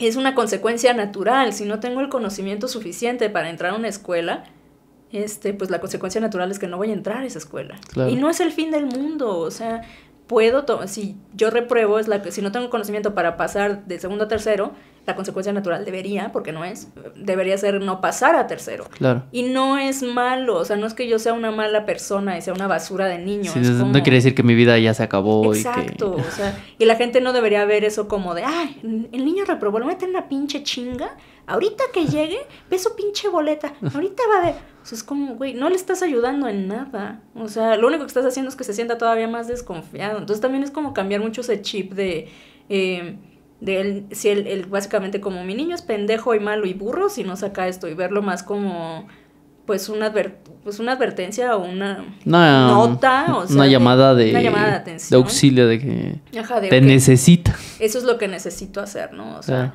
si tú vas y te haces unos estudios y tienes el colesterol bien alto, pues sí, güey, te puedes decir así como, eres un pinche irresponsable que traga bien culero, o puedes actuar al respecto. O sea, creo que es mucho más útil que actúes al respecto a que te estés ahí odiando porque saliste con el colesterol alto. Entonces, con los niños, pues tú como padre es tu responsabilidad y deberíamos verlo así, o sea, no seguir tratando a los niños como si fueran pendejos o si fueran lo suficientemente maduros para tomar control por entero de su vida, porque no es así. Si un niño de 8 o 10 años va reprobando, muy probablemente no es su culpa. Entonces es culpa de los papás, no es culpa, sino responsabilidad de los papás, de los maestros, de muchas otras cosas, pero es difícil que sea culpa suya, ¿no? Incluso si es que no se comporta y no hace sus tareas, es como, güey, pues ese también es un tema de crianza que no es responsabilidad suya. Entonces, pero pues muchas veces es más fácil mentarle la madre al niño y pegarle al niño que aceptar que nosotros como padres no estamos lo estamos haciendo un mal bien. trabajo. Claro. Pero sí, es como dejar esa idea de juzgar todo y entender que la prioridad pues debe ser que la cría esté bien, ¿no? O sea, si eso implica aceptar que quizás no estoy haciendo un gran trabajo o que hice algo mal, pues es normal, o sea, ningún padre o madre es perfecto, ¿no? Y pues tienes que aprender sobre la marcha. Entonces, si la cagaste en algo y no lo ayudaste con sus tareas y ahora va reprobando, pues lo corriges, o sea, tiene 10 años, no es el fin del mundo. Estás en el momento justo para que endereces el camino, las cosas puedan empezar a cambiar, ¿no? Totalmente. Y ahí lo tienen, amigos. Yo creo que con eso podemos terminar este gran episodio donde hablamos de muchas cosas. Uy, no, porque si no, y faltaron algunas otras, pero me gustaría una segunda parte. Digo, aquí tienes la invitación cuando quieras. Y dejamos las redes tuyas aquí en la descripción para que te vayan a seguir, para que vean tus videos, les van a gustar. No se los quiero describir porque no les quiero arruinar la experiencia pero para que lo vayan a ver. Muchísimas gracias, Vero, por venir. No, muchas gracias por la invitación. Ahí sí, si quieren ver en mis redes, le pongo mucho cariño a mi contenido. Como dije hace rato, trato de curarlo. Entonces, pues espero les guste y ahí participen, síganme y demás. Y sí, y nada, recuerden que siempre se puede dejar huella así, pisotear a los demás. Claro que sí. Nos vemos la próxima. Cuídense. Bye. Bye. Ay, güey. Quedó muy chido, pero se me fue bien rápido. Ay, es que, no mames, yo. Uno no acaba. Si hay algo que se me hace fácil es hablar. Es hablar. Hijo, o sea. Si pagaran por hablar. Me da risa que ando un poquito mal de la garganta y la semana pasada que fui con la doctora me pone ahí las notas así como evitar hablar y yo, ya valió madre. Si quieres enterarte del chisme de este episodio y de los otros episodios del podcast, si quieres tener gameplays con esta bonita comunidad que estamos creando, te invito a que te unas a las membresías de este canal porque así te enterarás del todo el chismecito y así hacemos que este proyecto siga creciendo y siendo sostenible. Te dejo aquí un pequeño adelanto. Me metieron al bote. ¿Te metieron al bote? No mames, ¿por qué? Bueno, es que... Tenía un grupo de amigas que me hacían burla porque estaba pelona. Y me hicieron llorar un día justo por Te estar hicieron pelona. Entonces, ¿Qué te dijeron? pues Ahí viene la pelona. No, pues es que estábamos en clase y yo... Pero bueno, que él se fue a estudiar para allá. Y pues entonces teníamos un acuerdo igual, pues de sí, un poco más personas, pero pues las cosas salieron de control. Ay, sí, básicamente. Él también tuvo a alguien allá y con Chai. No o sea, mames. Justo van creciendo y ya era imparable. Tuve una discusión pero fuerte, o sea, a grado de que íbamos en el carro y yo me iba a bajar del carro andando. Párate. Ajá. No, bueno, ya me voy. Ah, pues yo me bajo aquí. No. No, pues no te bajas y le acelero. Únete al exclusivo. Te mando un abrazo. Chao.